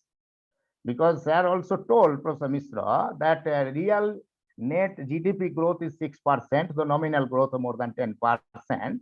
I see it is even below the 6% if you account the green GDP. Isn't? So green GDP cases we did not consider, whatever damage to the environment. For that, we are encouraging, giving relaxation to promote the environmental friendly vehicles like electric vehicles. So railways also like similar to that, which will be environmental friendly. So battery makers will be encouraged, who will produce more battery, which will be used to run such type of vehicles. So that is okay. This type of some encouragement I see, but their technology has not been developed still to that stage that there will be enough demand for that. It can replace the original technology immediately. It will take a longer time. Something can be developed only, and the digital things that has been developed in the last few years, still that will continue. Rather, your computer demand, your tablets, because now as we are doing our here seminar online, so many of the studies are also, it will continue, and that will replace the traditional mode of the education system. It will become more costly also for them, and that digital divide will still continue. But they are encouraged, those producers of the tablet producers, computer producers, still they will continue to enjoy. But there is a doubt to what extent employment will be generated in such type of industries. So that positive side I see, that is an angle. They have an eye that up to 2030 they will try to cover up. Thanks a lot. Some more points are there. If you want later on, I will give. Yeah, of course, we can cover them as the discussion proceeds. Yeah. And thank you for your observations on income tax rationalization and what is likely to be its impact on people and their livelihoods, and also bringing out the fact that if, if incentives given to the corporate sector has not yet given rise to enough investment, it's time to think why investment is stagnant. And probably the answer would be on the demand side, not much on the supply side. Maybe, we are only thinking about certain kind of capital, maybe physical capital, and then at the most digital capital, sometimes human capital in terms of more nursing institutions, nursing colleges, and so on. That's what the government has announced. Of course, an earlier panelist also said that there are announcements and we don't know. In fact, Professor Day himself said that at the end of the budget there needs to be a review of what was announced and what actually happened on the ground. And only when we analyze that will we be able to say that a particular subsidy has been productive and therefore it should be continued or it should be enhanced, and a particular tax has been detrimental, and so on. So this kind of study and this kind of data, if that is available, it might create a better picture for the next finance ministers. With that, can we move now on to Professor R.S. Kumar? And since, sir, your experience on agriculture and non-farm employment is well known, can you just focus on the role that agriculture is given in particular budget? Thank you, Professor Krishnaprasad. And maybe cooperatives and so on, which can probably work on the rural development area. Thank you, Professor Krishnaprasad, and I appreciate the effort of IMPRI. So very good afternoon to all the friends and panelists.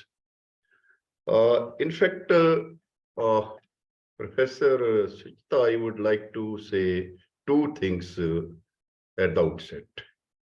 One is that there is a need to understand the psyche and the mindset of the government and their policymakers.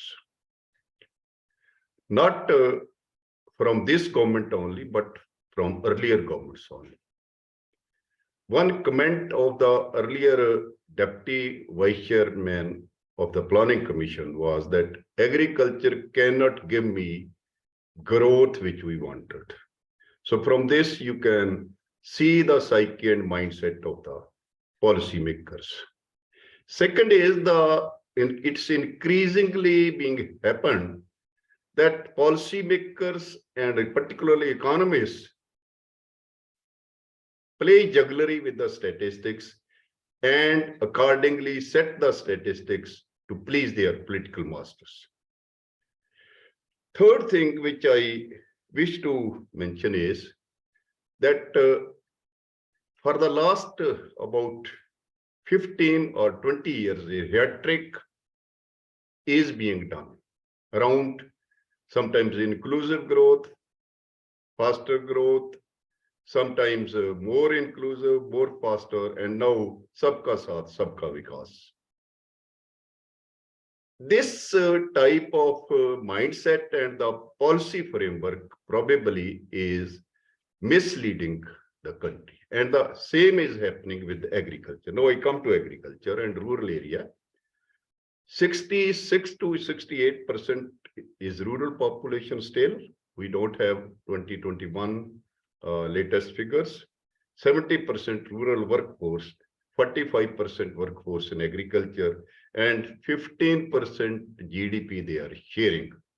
So you can now appreciate the plight. Now, coming directly to the budget, there is a cut in this budget to allocation to agriculture, Fasal Bima Yojana, rural development, and Manreka, which directly affect agriculture as well as rural economy and rural livelihood. The cut is, in the case of agriculture, it is about 7%. In the case of Fasal Bima Yojana, it is about 12%. In the case of rural development, it is about 13%. And in the case of this Kisan Sanman Nidhi, it is 12%. All are directly related to agriculture and rural livelihood. So you can well judge. Now, not only that, Manrega is the target for the last couple of years. As some panelists, or probably you said, that it is the budgetary allocation to this is being cut continuously, consecutively for the third year. So which means, having seen these figures, what I read from the budget and the mindset of the policymakers and the government is that our food security and employment guarantee is under threat. This is one formulation which I draw from the track record and from this budget. Now then, we were expecting that instead of slashing down budget on Manrega, there should be increase in it. One. Second, there should be such employment guarantee for urban area, which is not there. So having said, no, if you see 32% decline in Manrega as per the revised estimates. And I want to invite your attention to the first year of their power in 2014. They were against Manrega, but they had to continue because of compulsion. This is the hard reality. I think when economists or panelists like this, we must focus on the political economy aspect of the government and the policies. Otherwise, it will be pure economic exercise, which may not lead us to anywhere else.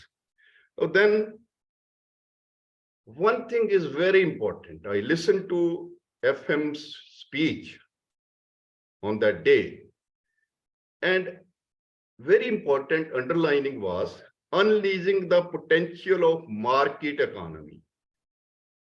What does this mean? Your new liberalism and the market free play of market forces have led the world and the Indian economy to this path that we are in recession. Then agriculture is going to be hit very hard. Another point of view which I see is the farmers' agitation, long drawn farmers' agitation, and unwillingly withdrawal of the agricultural laws probably is being reflected in ignoring the agriculture in this year budget and even last year. Probably this. And secondly, crop diversification. Government is pleading for crop diversification since 2010. And this government also. But there is no provision for crop diversification and saving the natural resources, particularly water, like the states in Punjab, Haryana, and Western UP. So these are the things which convince me. Professor Guman, if you could. Yeah. Pardon? Yeah, last couple of minutes, if you can. Okay. I'm coming to that.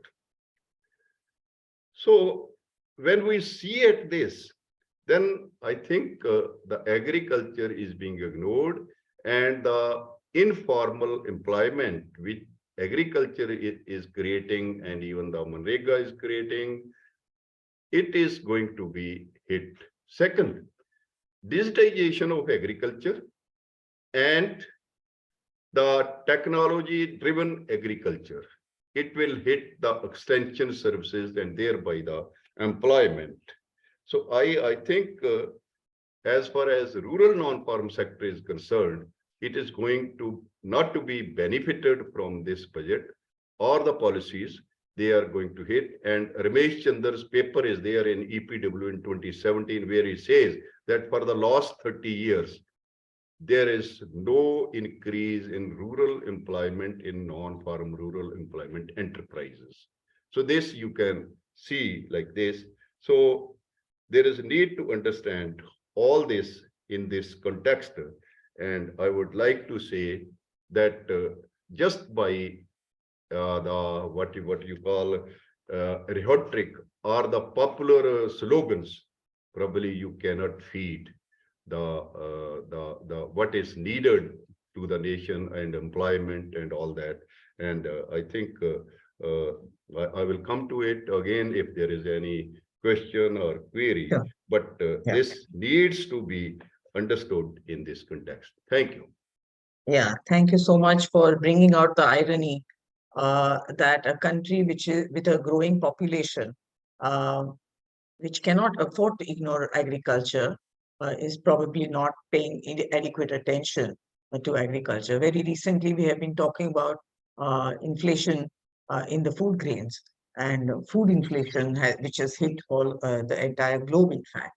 And if we don't pay attention to growing more food for population, then probably then the following generations may not have enough to really live well. And so not only the livelihoods of the current people just a while, ma'am, please. Yeah. There are two things. MSP is not mentioned, no budgetary provision, which was the demand of the farmers. And secondly, public debt of agriculture debt was not touched, whereas we are giving NPAs lakhs and lakhs at 20% resettlement.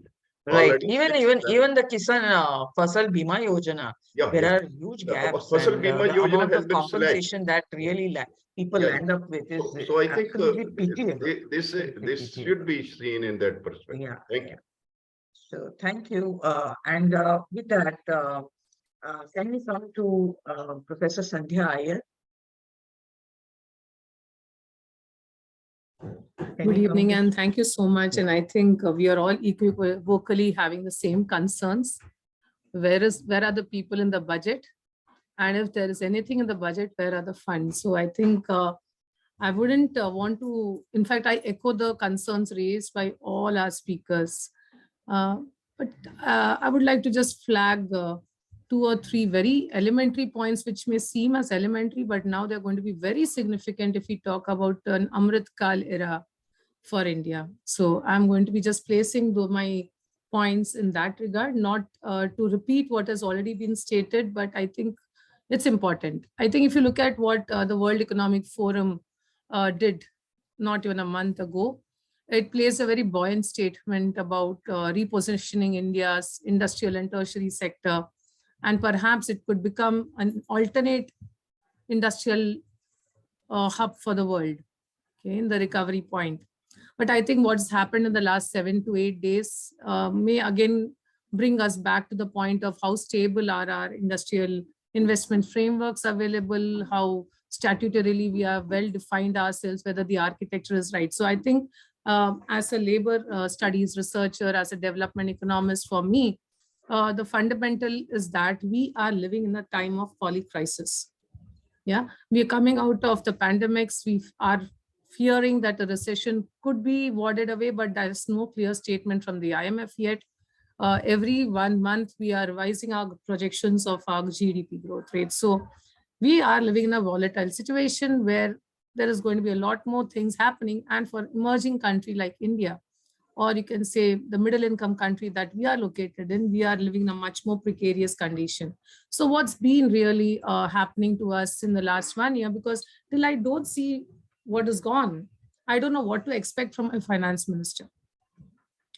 Yeah, so if I look at it in that sense, of course, the oil crisis has pushed many more workers below the poverty line, which is what my earlier speakers have said. And I think the Oxfam report has maintained that about 1.7 billion workers live in regions where inflation has already outpaced the wage growth. So the real wages have come down significantly. And if this Amrit Kal had to really become more imaginative, I would have expected to see a vision statement either in the economic survey or even in the budget document as to where are you going to take us the next 25 years and what is the vision that entire state would define for us as we go on. I would say it was more imaginary than visionary, not to be unfair with my state, but the fact of the matter is we may want ourselves to become more digitally dominant. We may want to become more green, but can I achieve all of it when malnourishment, undernourishment cases, lack of education, lack of access to basic systems of healthcare, poor livelihood conditions continues to be the undercurrent.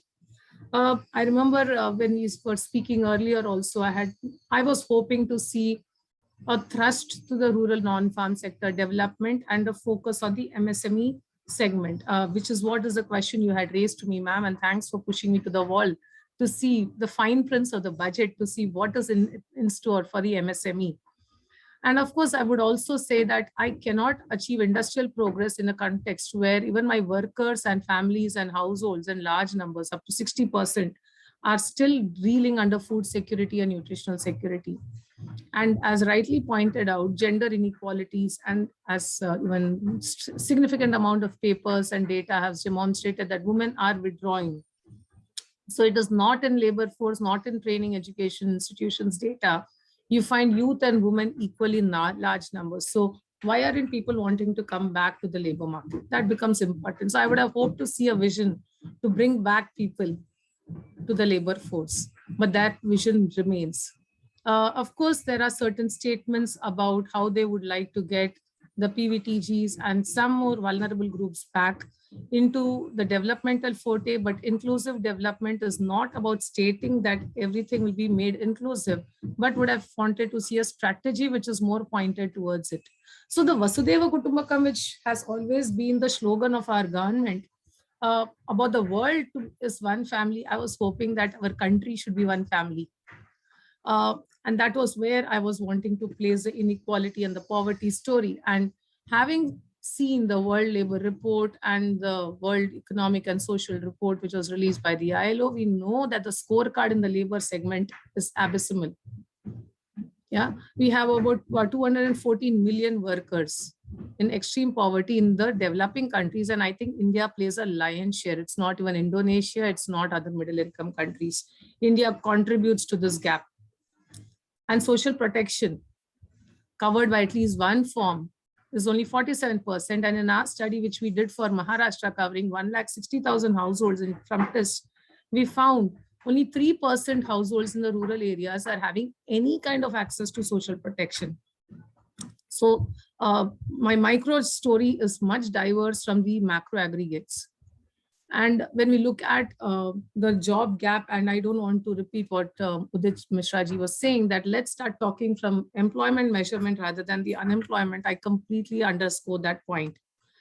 But what is more worrying for me is that unlike the workers across the world, Indian workers are working nearly 2.5 times more than the work that was going on. So if you look at the data that has been given to us, we find that if I compare South Asia, America, Europe, and even Africa, an average worker, the total working hours in fully time equivalent jobs is as high as 720, or rather 678 million, which is increased between 2020 to 2023. So post-pandemic, my workers are working for significantly longer time, okay, as compared to the world average given by other regions in the world.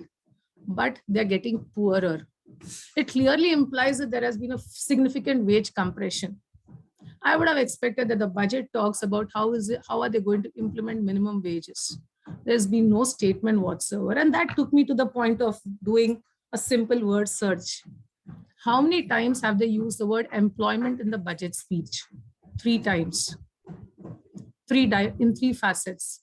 5G services, lab-grown diamonds, infrastructure and investments. That's where the word employment surfaces. The word job comes twice in the budget document. Capital investment will drive the growth and jobs. Skills, you have Mission Karma Yogi, which is going to be implemented across center, states and union territories, and the Pradhan Mantri Kaushal Vikas Yojana, which talks about how drones, soft skills, IoT is going to be used. That comes in twice. So the word skill really does not come on the budget as many times as I would have liked, given the fact that it's the youth problem.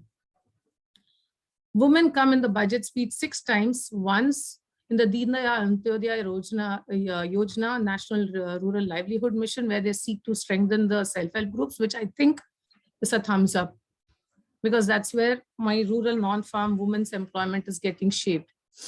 Then you have Mahila Sanman savings schemes, again giving them some additional benefits with a better interest rate. But beyond that, not in relationship with jobs. How does an urban woman in the informal sector come back to formal jobs? How do they get access to social security? Nothing there. Nothing for the women in the agricultural sector who are hidden workers, unpaid workers. Nothing for the women in the fisheries or the mining sector who are going invisible. So again, there goes the problem. We have a scheme, but we do not have the spread. If I look at MSME, of course, they have a set of significant focus, I would say, in terms of how do we strengthen the MSME. But again, as we know what the pandemic policies did, the need to start breaking down this aggregated unit called MSME. Micro, small, medium cannot be clubbed together. Especially as I go further, I'll share the details, especially when you say that the turnover should be 200 crores and up to get some additional benefits. So how do you really expect a micro enterprise to ever get any benefits from a budget? Okay, so I will take the finance analysis as I go further. The much touted Vishwakarma Kaushal Sanman Yojana, which was the statement which came very eloquently in the speech, talks about how they want to bring back artisans, craftspeople, and the creative sector into the foray of integrated value chain. And yes, I'm glad they are sensitive to the fact that a large part of the Vishwakarmas today are also from the SCs, STs, and OBCs group. And yes, we require to provide them a linkage to the digital payment. I think I would like to thank the government to start placing the artisan class back into a public policy structure. Of course, we need to see how it is getting implemented and how it is getting rationalized at that point. And again, there's very little stated about how it can be maintained. Then there is this Vivad Se Vishwas relief for the MSME, where they were talking about giving 95% of forfeited amount to bid or performance security. So they are trying to give some support, knowing very well that the recovery of our industrial sector, and when I'm using the word industry, I would like to say all kinds of activities which are non-agriculture in nature. So even the services sector, the transport sector, the retail, the kirana shops, everything comes under this shop. So we are not just going to be narrowly looking at industry as the manufacturing sector alone. But I wonder why we would like to go in a very technocratic sense, even when we want to give them a relief. There is a statement which talks about allocate resources and provide financing for MSMEs on the basis of result-based. How do you think a micro enterprise segment can start qualifying for a result-based evaluation to get benefits of public subsidies? I was fundamentally worried about whether they understand the input-based structure before we get into result-based. So it's becoming a very technocratic exercise, I feel, and they would want to focus more on MSMEs, but there seems to be a failure to understand the nuances on which they are located. And this essentially means I'm leaving out a large proportion of non-farm activities in my rural and peri-urban areas. Yeah. The National Apprenticeship Program talks about providing stipends to 47 lakh youth in 3 years, direct benefit transfers, the usual stuff, which is going to get ruled out. But if you realize, our apprenticeship program is not linked to the skill promotion program. They work in 2 different groups. Again, there is a coordination issue about the conceptualization. That takes me to the next 2 points, which is basically about, do we understand the character of where are we placing our transformation? And as an economics student, I remember having been taught by reading Vakil and Brahmananda's thesis of wage goods. Had the budget also just not focused on Vishwakarma, but also looked at the wage goods sectors and aligned them together. The moment we start doing that, we start looking at integrating the micro enterprises in a better way, because my wages are not going to be dependent on the number of sales of ACs and cars or the other kinds of luxury items, but by the wage goods segments where the volatility is very high. And that's where the MSME definition needs to be revisited. Can we start talking about providing better collateral-free guarantees, not just for a certain type of understanding of MSME, but also those which define people's real lives and real well-being. And when I'm using the word real, I'm talking about how do we secure their lives against price volatility. Let's look at what's going on in the financing track, therefore. And without repeating too much about the big numbers, I would start focusing on the failing numbers. The failing number story is as follows, that even as the total expenditure in the public exchequer seems to have increased in our budget from close to about 37,000 crores to 75,000 crores since 2015 to 2021-22. It has been increasing at a decreasing rate. Every 2 years, it has been dropping at a rate of 13%. Then in 2018, from 13 to 11%. Then there was a marginal improvement when the GST collections got up, government started spending more. But this year's figures have dropped by about 7%. So the budget estimates are much lower than what was being stated. And I'm quoting the chapter from the economic survey, where they have allocated significantly lower resources than what we would have expected. That essentially means that what we would have expected in an economic recovery or in a transition mode, this is the point where we find allocations to education, health coming down, which is what may be spoken in the subsequent webinars, which IMPRI has already organized. So I will not repeat that, but I would want to focus more on what concerns labor and labor welfare. The allocations to labor and labor-related sectors has dropped down by nearly half in the last 3 years, from 25,000 crores to 13,000 crores. And in this, the skill development program allocations have come down to as low as 11,000 crores, which essentially means and that's the prominent flagship program of the Labor Department, which has been given the least allocation. Social security allocations have improved by about 3.5%.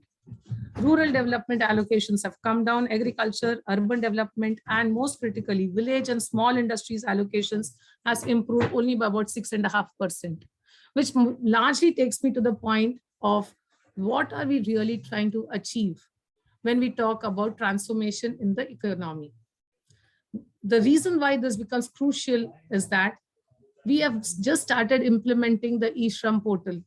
We have just started getting more workers registered into social security protection.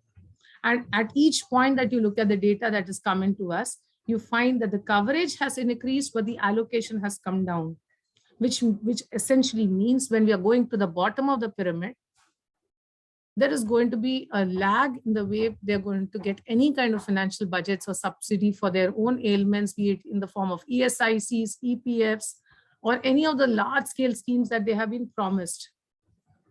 Therefore, the budget, I wouldn't come with a scorecard of being 4 out of 10 or 5 out of 10, etc., etc. But the fact of the matter is, I can't even come back with the confidence statements that the budget has the intent but not the content. I find some content, very little intent, and a very dismal approach in the sense when it comes to labor, I cannot assume that my labor is going to have any welfare for the next few years because allocation seems to be becoming more and more paltry as we go year on year. Thank you. Thank you so much for that clarity and a very clear statement at the end. Given your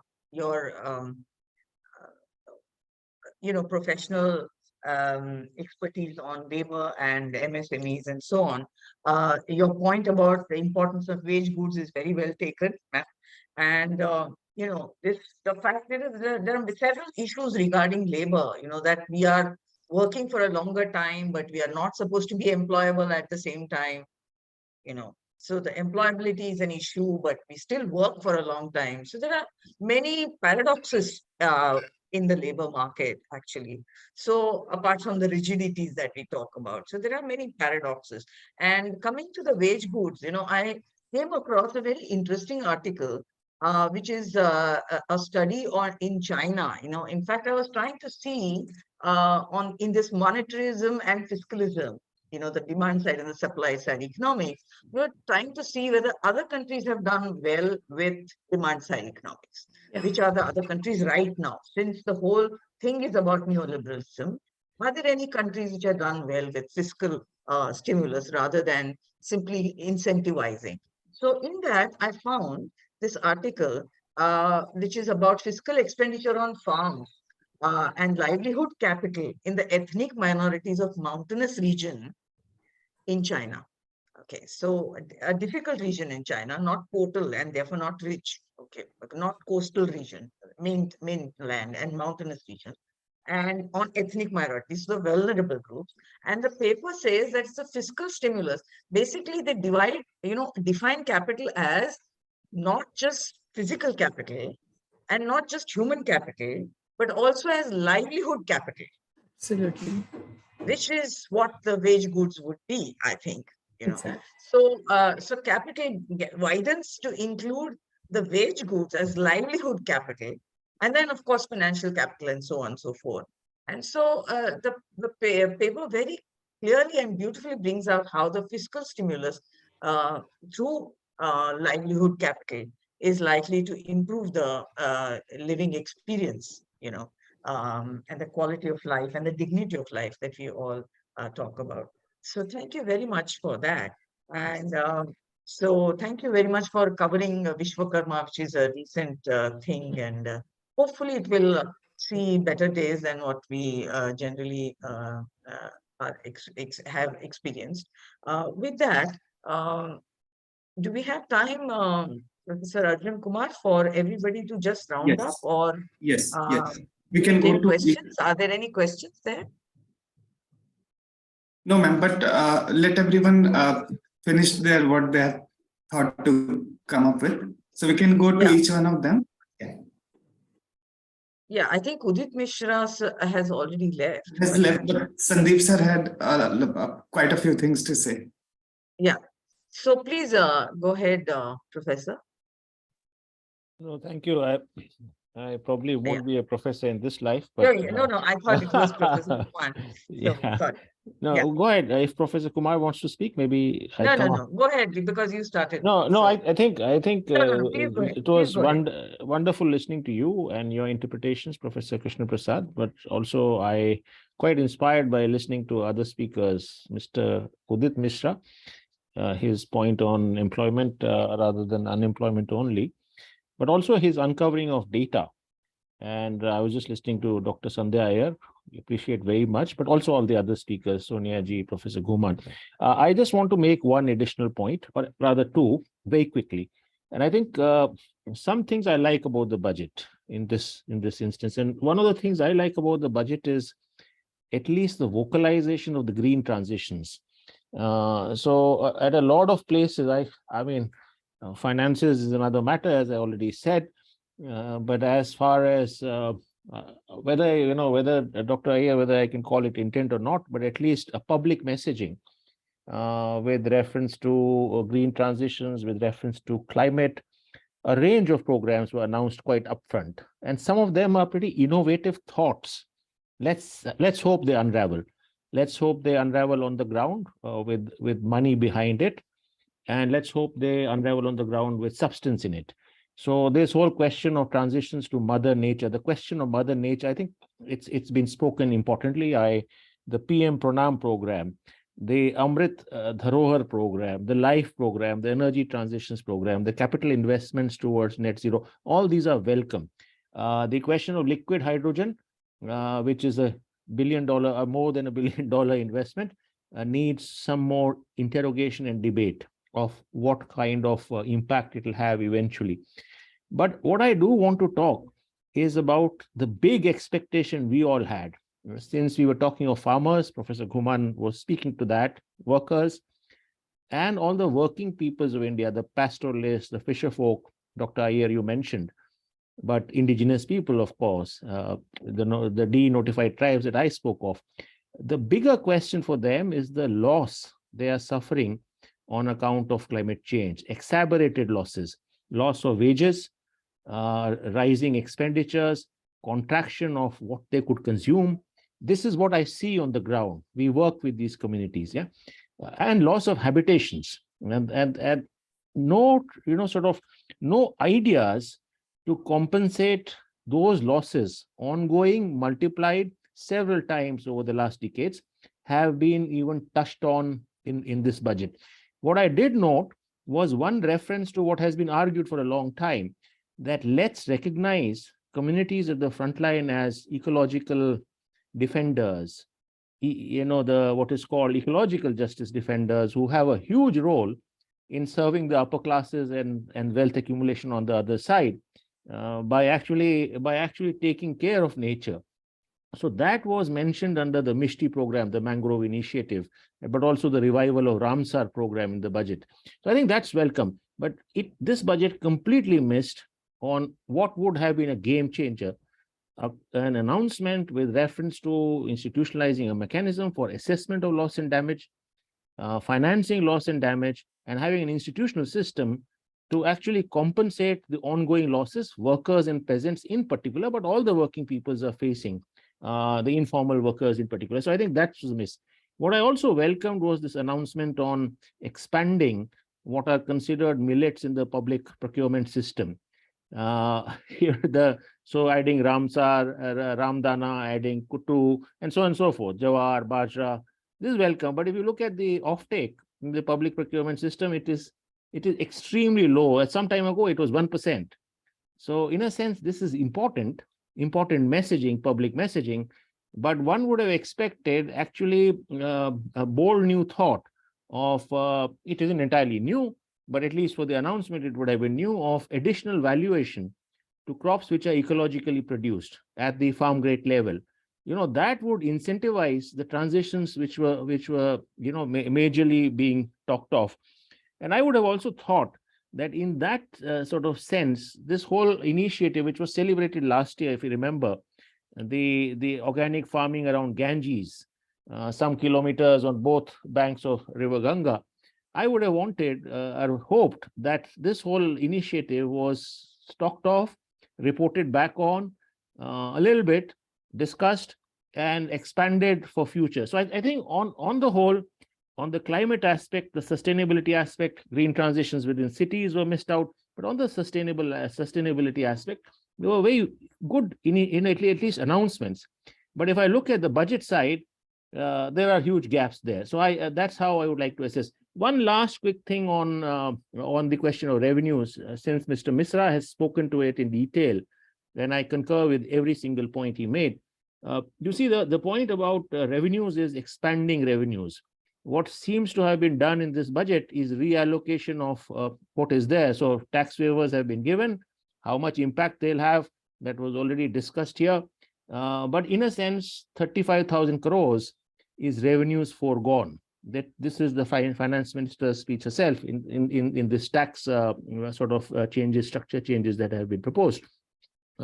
Now, in terms of revenues foregone, I think one worrying fact, and Mr. Misra touched on it, is the kind of revenues we have been foregoing. He talked of corporate tax relief. He talked of income tax and the kind of tax revenues foregone there. But I think the more important, he didn't mention, and I'd like to add that, the revenues foregone on excise, a lot of those are with reference to free trade agreements. And I think we need to sort of interrogate that data better. And in saying so, we need to find innovative ways of having additional sort of revenues in light of growing inequalities, which Dr. Iyer was talking of, the World Inequality Report of Oxfam, the World Inequality Labs report. One would have wanted or hoped for, and we still hope for it in future, taxation on extreme capital accumulation, or what is in the civil language called, or civic society language called, the wealth tax, to ensure that we tax super accumulation of capital on the one hand, but also rethink this whole idea, which had been mentioned, of giving corporate tax waivers to ensure that more and more money comes into the system, and more and money, while making the middle classes a bit happier, while making the corporates a bit happier. We need to hope that we need to make our laboring people a lot more happier. And for that, these are the ways to generate the revenue. This is what I would want to say. Thank you so much. Thanks for that additional,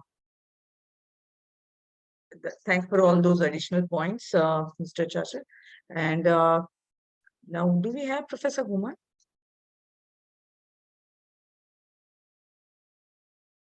In fact, there is a lot more to say on agriculture and integrated it to the overall development of the country. But I'll quickly take 4 or 5 points, just bullet points. To my mind, agriculture needs a comprehensive policy to address the following issues. One is transition from agriculture to non-agriculture. It is happening very fast, and the long-term dynamics of growth that is shifting workforce from agriculture and the declining share of agriculture in GDP. This is to be addressed with a long-term policy. Second is addressing the issue of surplus workforce. We have done work on it, and we found that agriculture is pushing workforce out of agriculture, both cultivators as well as laborers. So where to absorb that workforce which is getting surplus, and how to skill and reskill that workforce, that is very, very important if we want to sustain the agriculture. Third is conservation of natural resources, particularly soil health and water. Of course, green agriculture is there, environment is there, but it will take a long way to address the issue of food security, as well as match the output and income from green agriculture with the present cropping pattern. And the fourth is that use of crop residue, particularly in certain areas, it has become a hazard, the paddy straw and all that. And that needs to be addressed not only through mechanized means, but the use of that residue for creating value. Then development of rural non-farm sector is a big challenge. Without development of rural non-farm sector, it is next to impossible to address the issue of rural livelihood as well as sustainability of agriculture. And last but not the least, the consumption-led growth machine and the consumption-led growth model needs demand generation from the rural area as well as from the agriculture sector. Otherwise, this consumption-led growth model will get hit, and already there is a demand issue with the Indian economy. Thank you very much. Yeah, thank you so much for those last words, Professor Kumar. And can we have Professor Sonia George, Dr. Sonia George? I think she signed out. She had Ma'am, to yes, go. Has she left? Sonia ma'am has left, yes. Yes. Oh, yeah, she's left. Yeah. So that leaves We can go to two Professor of Day. us, Sandhya. Yeah, you were saying something, sir? Ma'am, Professor Day, Utpal Day. Yeah. Professor Day, can we have you? If you like to add anything, sir. To round up after Thanks a you've lot. heard everybody. Since you would like you to- had asked me about that, whether industrial growth of the manufacturing sector, what will be the impetus for that one? So there I had said earlier also that it is always emphasis is on the supply side, but the demand side is neglected. Now, how the demand side could have been?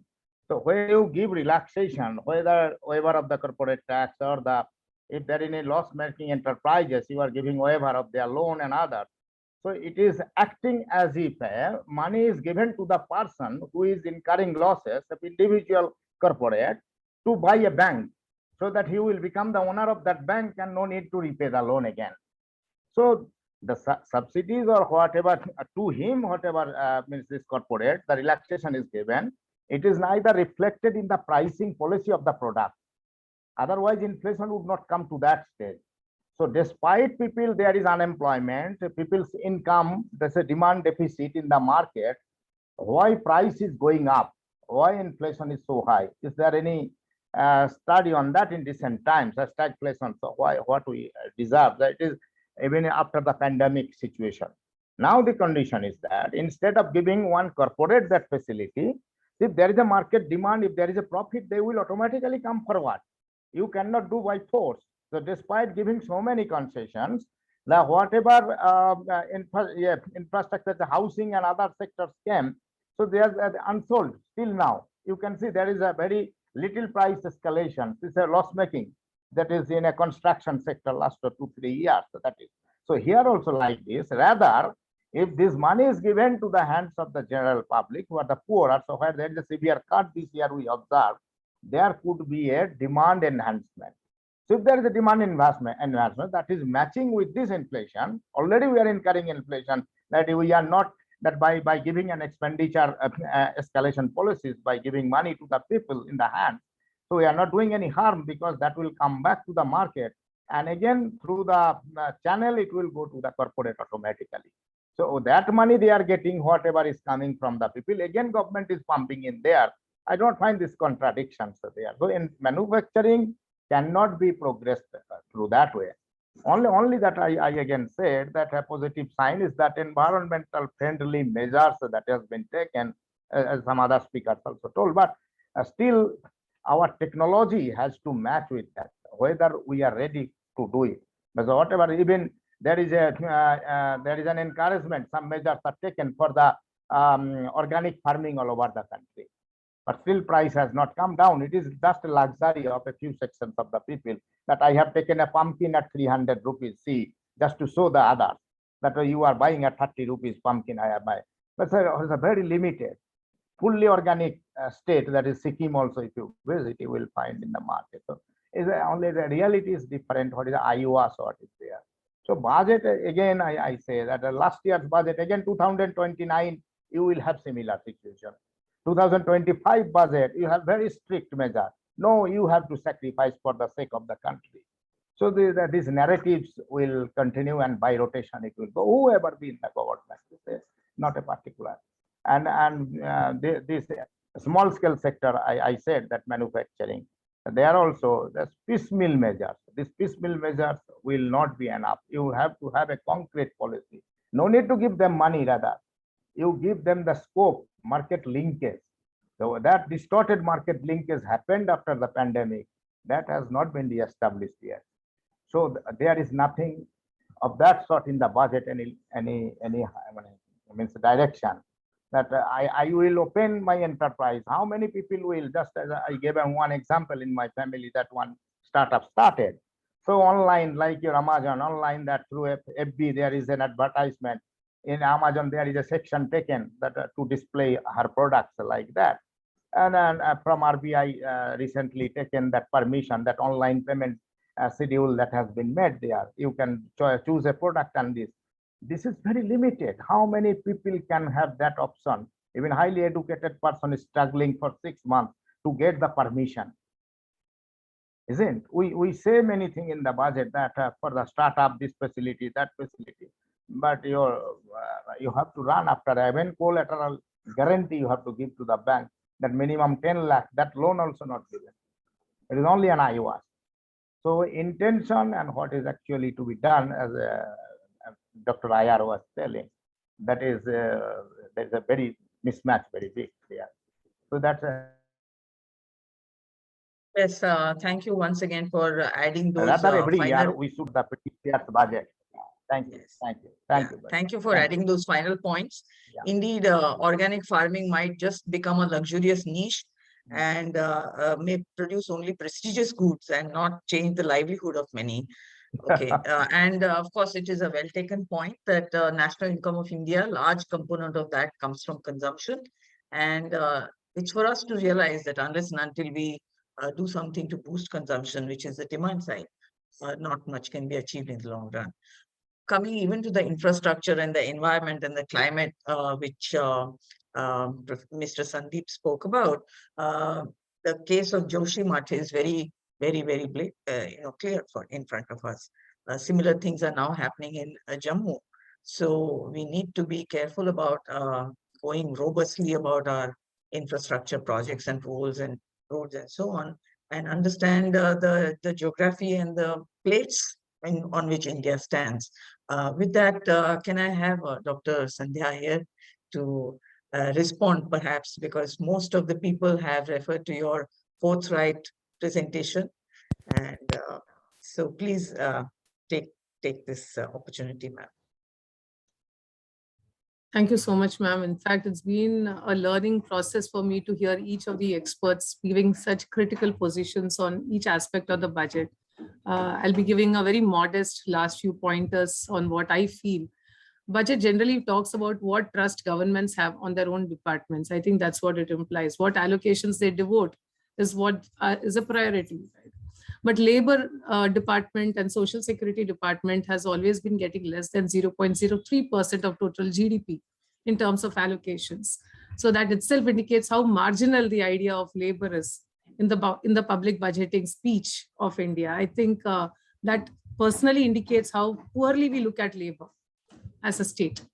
So even this budget, we find the allocations having come down. That's what I had flagged a bit earlier. But what I'm getting more and more worried is how are we going to achieve implementing minimum wages if I have to get rid of working poverty? Even in 2020, the minimum wages bill which came out, which was made public, has about 1,478 categories of minimum wages. How do we really achieve it? Yeah. Secondly, if I look at social security as well, we do not have capabilities in the departments to even give labor cards to workers who have registered on the portal. And we know about the vast interstate variations in the same. So again, do we need to develop and invest our trust back in the labor and social security aspects of the country? That's one statement. Then I was also wondering about whether the new age sectors are really the priority for my government. Do we really look at gig economy and platform workers, which is a significant size of youth employment in India? To my dismay, it's not even coming once in the budget speech. And we do not have a scheme for them. We do not have an idea about how do we deal with them, particularly at a time when there's been a technology crash and they're saying it's a winter in the technology boom sector. Jobs are being laid out and workers are going to lose out. And these are the educated, highly skilled workforce who are being laid out. Do we have an idea about how do we want to absorb them permanently? And what are the ideas of labor over there in general and social protection in particular? However, that is not present. So my entire point, which is that somewhere we are using 20th century acronyms in our understanding of the 21st century problems. That for us, labor means a certain entity working either in the industrial sector or in the agricultural sector. We are not seeing that even that idea of labor has become very dynamic. It is changing every few years. And we have no capacity to understand how to deal with it. And with Sarva Shiksha Abhiyan, many more people are going to come out of school who are class 10 and class 12 completed. Do we know how do we need to address their aspirations of jobs? We are just finishing some work for Jharkhand government on migration of tribal people after skill development. There is no concept as to what happens when they go back to their states. What will happen to those states when they get into greening? What happens when mines stop? We are only talking about something based on our prior experience, forgetting to see that something bigger is going to be coming in. Unfortunately, labor continues to be in the margins of our concept of macro policy making. And I think that is where I would like to end my conversation. So long as we continue to say demographic dividend, most populist, but most marginalized idea, I don't think we are walking the right path that we are talking. Thank you. Yeah, thank you for once again those forthright statements coming straight from your heart, as I could see.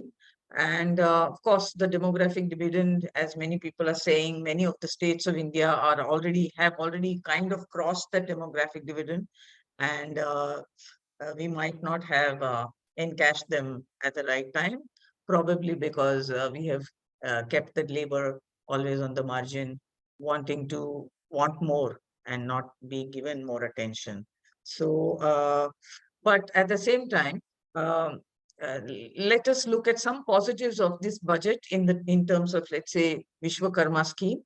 And as it was pointed out over here by Mr. Sandeep Chachra, that it consists of all kinds of people with traditional skills, which are carried out from generations and labeled under certain caste. And therefore, it is not only going to hone their skills, but also probably empower their caste. Yeah. So if probably right now I'm thinking aloud, if probably the Vishwakarma and the microfinance come together. The axis of skill and finance, that is how the Grameen Bank worked. Okay, so the skill and finance, when they come together, that's the best blending of labor and capital.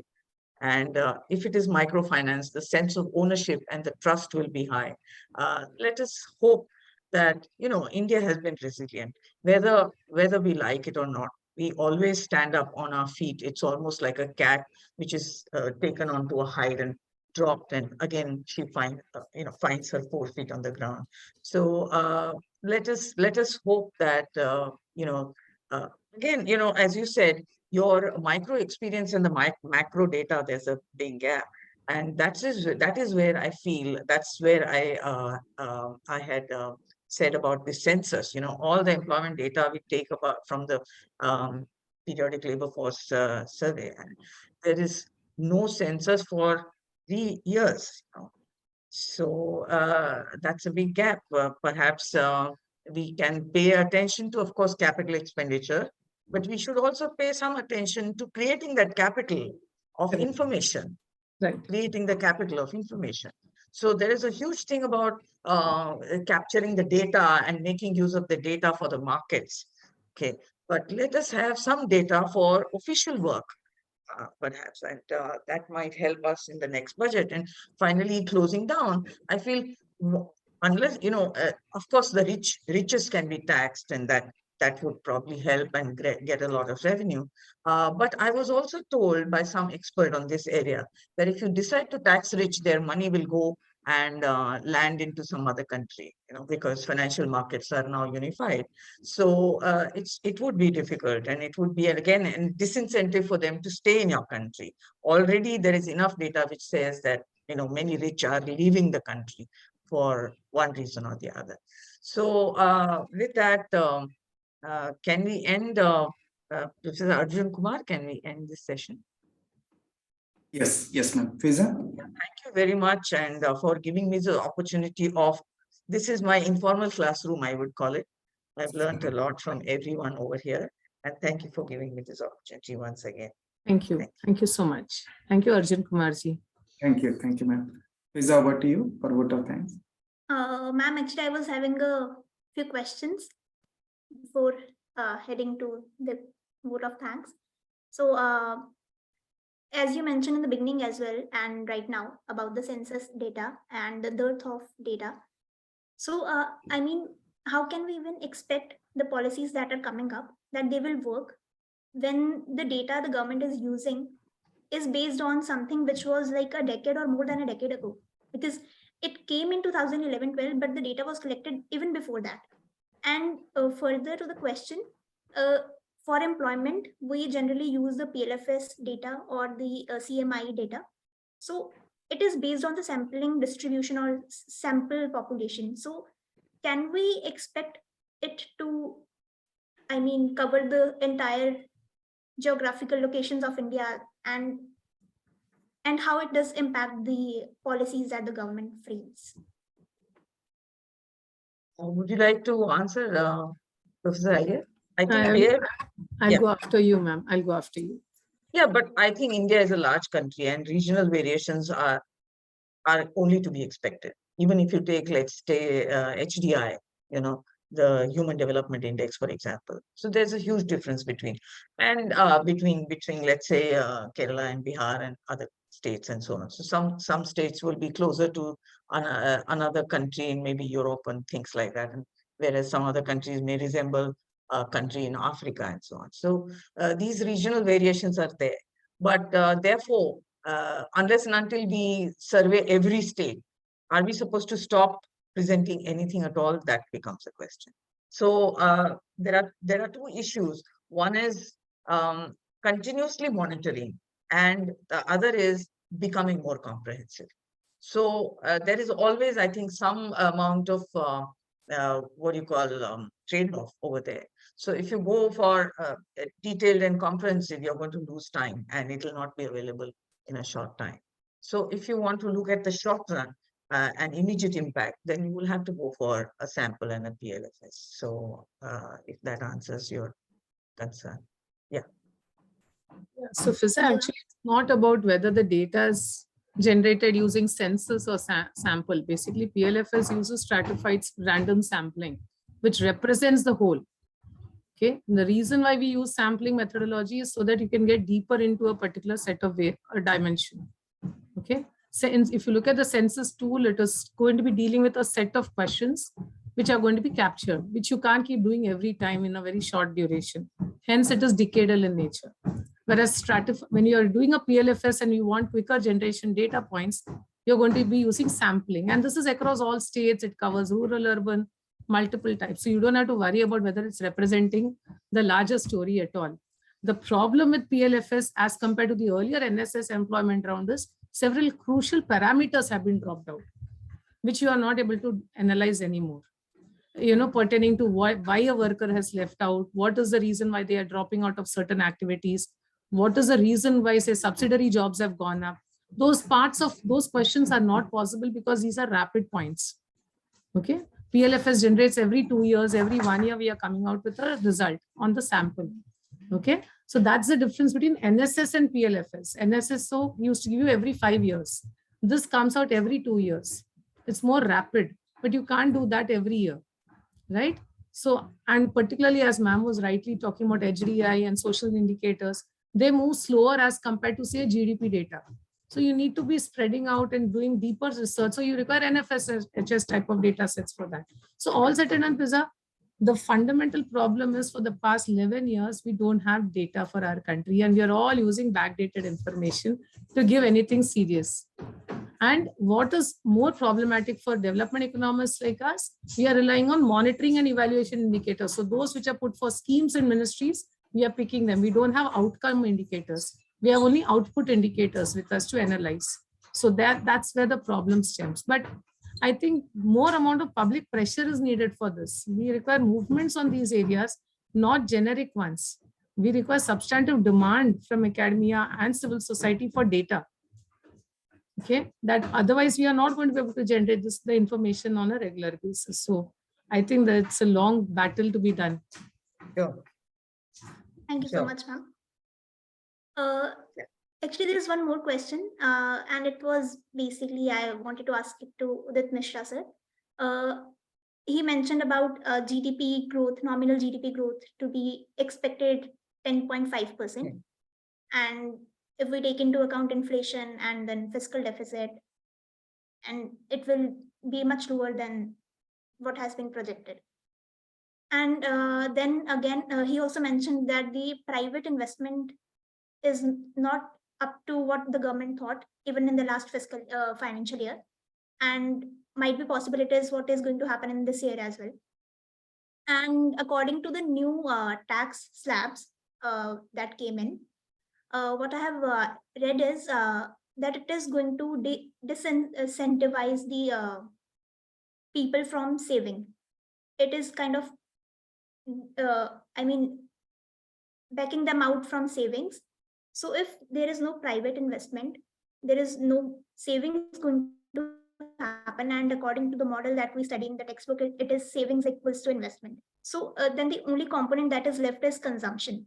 So is it going to increase the demand through the consumption side? Because you said it is a production focused budget and not focusing on the demand side. So will this lead to increase in consumption and ultimately to the demand? See, one saving grace, if one could kind of argue in favor of the policymakers, one saving grace would be that infrastructure is not just for supply side. Once it starts, it also increases employment. But once again, we don't have figures of how much employment was increased with all the Gati Shaktis and all the river projects and railway projects and Vande Bharat trains and so on. What was the additional employment? As Professor Iyer just now said, and we have been saying throughout probably in this session, that you want to start a particular scheme, you expand a particular scheme or reduce that scheme or raise the tax or raise or reduce the subsidies, you need to know the impact. And the impact will be known only if you have seen the data. Okay. Now, if your question is, So what happens because if there is no consumption, then what happens is consumption, you're going into recession or you're going to stagflation, given the oil price rises and, let's say food scarcity. And along with that, if you have no employment, so there's no demand because employment is poor, and inflation along with that. So there's a situation of stagflation of all textbooks are now full of explanation of stagflation. So, but one way of looking at positivity of infrastructure, physical infrastructure, would be this, that, raw material suppliers and the people who are supplying labor there are immediately getting some income. But we need to have the data of how big is that multiplier and how long is it going to last? Okay, so that data we need. I mean, otherwise, on the advantage of taking up construction is that semi-skilled and skilled work, semi-skilled workers can be employed there. And so don't need, I mean, that's again the wage goods model or Arthur Lewis model, that you can employ less skilled people over there, and therefore the productivity increases on both sides. Number one, the worker who was not productively employed gets a job, and at the same time society gets social overhead capital done. But once again, we need that data, and till that time we don't, I mean, if the consumption, of course the pent-up demand has gone up, and that is the reason why economy has boosted, but we need to know how much of that Gati Shakti or how much of those infrastructure projects have given rise to employment and therefore consumption and therefore demand for, let's say, two-wheelers or whatever it is, and of course at the same time making sure that they don't spoil the ecology at the same time, as we said, Joshi might have, if that answers your thing. Would Professor Iyer like to complement or supplement this? What I would like to kind of also make a distinction is that when we look at physical infrastructure or investments in such infrastructure, we have to see it from the medium and the long-term perspective and not from a short-term recovery. I think what has happened in the last 28 or 29 years of economic reforms is we have invariably focused on short-term recovery phenomena and gone for the low-hanging fruit.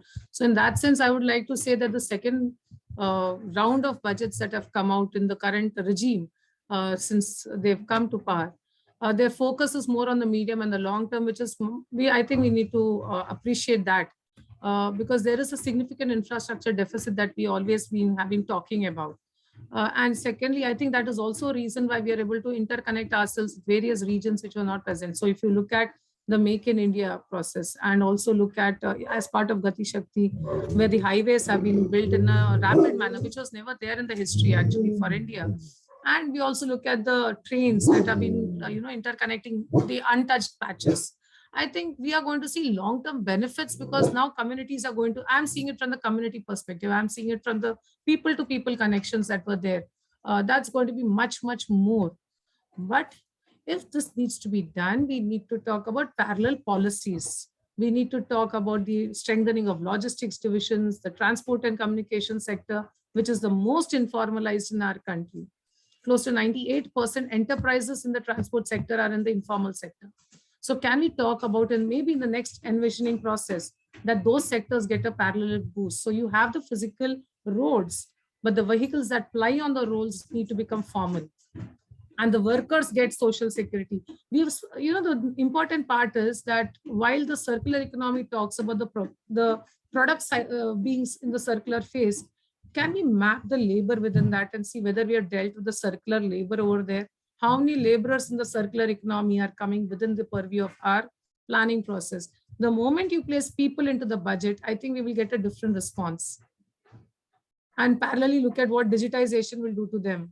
So if you look at the very first statement which the finance minister said, that she's going to talk about this Panchakarma framework, where everything needs to be dealt with in the same vision.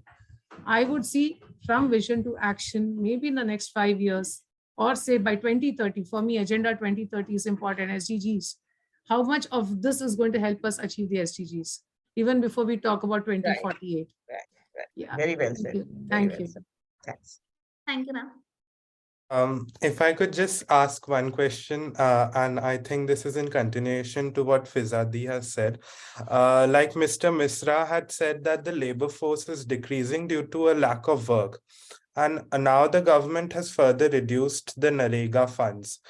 So would you say that this would further hasten the process of reducing the labor force, or would the increased capex spending, nullify the effect? See, the point is, where is the capex being invested? Are they in labor absorption sectors or are they in product expansion sectors? Right? I think what we have been doing since 2016 is investing in capital intensive segments extensively. And therefore, to see what will be the multiplier impact on employment elasticities, I am not very confident that my elasticities would have changed so drastically. The nuanced parts which Niti Aayog has been talking about is that now they're talking about interconnecting it with various other production systems, as even Sandeep ji was talking about manual scavenging, moving out of the indignified frameworks in which labor was located to the more dignified mechanization structures. You will find, but the multiplier is going to be slower because we are not emphasized on capital investments in labor intensive. Did we talk about textile sector? Did we talk about powerloom sector? Right? And also, even as our focus has suddenly gone to the artisans, we should have gone to the handloom, handicraft sectors, which are dying in India. I just came back from Calcutta and I know how the handloom workers are reeling under pressure of debt. Yeah, and same in Banaras. Same in Banaras, ma'am. Same in Banaras. Yeah. Are they really having a turnover of 2 crores to get any benefit? They earn 150 rupees for one piece, which takes around days for them to manufacture. So I think we need to talk about manufacturing. We need to talk about labor in a much more coherent way in our policies. So frankly, the elasticity may not dramatically change. It may change for some sectors, but not for the segment as a whole called non-manufacturing activities. It will take time, Jia. Yeah, and also I feel about Manrega, last year's experience shows us that it was cut once and then it had to be increased. So it seems to be depending on the situation. So probably, this is a loud thinking that I'm doing at this point. Maybe at the concluding session, it's not very desirable, but I'm just putting it across. Sure, whether we are first putting the fiscal deficit in mind, 6.7, 6.9, whatever, and then working it backward. So then some subsidies are cut and some expenditure is increased and so on. So it's almost like going into a maze from the reverse direction. I want to finally keep the fiscal deficit at 6 point something, less than 7%. And then I do some cutting and pasting and so on. I'm not sure whether I should label it like that, but the fact, this is, as I said in the beginning, this is another area of exercise that we could take, budgeted expenditure and the revised expenditure. If the deviation is very large, without a crisis, without an immediate crisis, then it could probably mean that the budget is made for a particular effect, that, either for domestic consumption or for international consumption, that somehow or the other India is able to manage the fiscal deficit at below 7% of GDP, 6.5 or something. Eventually what happens, as the budget rolls out and as the things are implemented, maybe we'll see a slightly different picture, but so be it, So that could be the thing. So Manrega allocation might change depending on the requirement. And as Madam said, one doesn't know about the employment multiplier and the employment elasticity of these. So with that, can we conclude today's session? Thank you, everybody. Thank you, everybody. Quickly, vote of thanks. Yeah. So as we have come to the end of today's discussion, I, Fiza Mahajan, researcher, IMPRI, Impact and Policy Research Institute, would like to propose the formal vote of thanks on behalf of IMPRI, Center for Habitat, Urban and Regional Studies, for today's deliberation, a panel discussion on rural employment and livelihood and Union Budget 2023-24.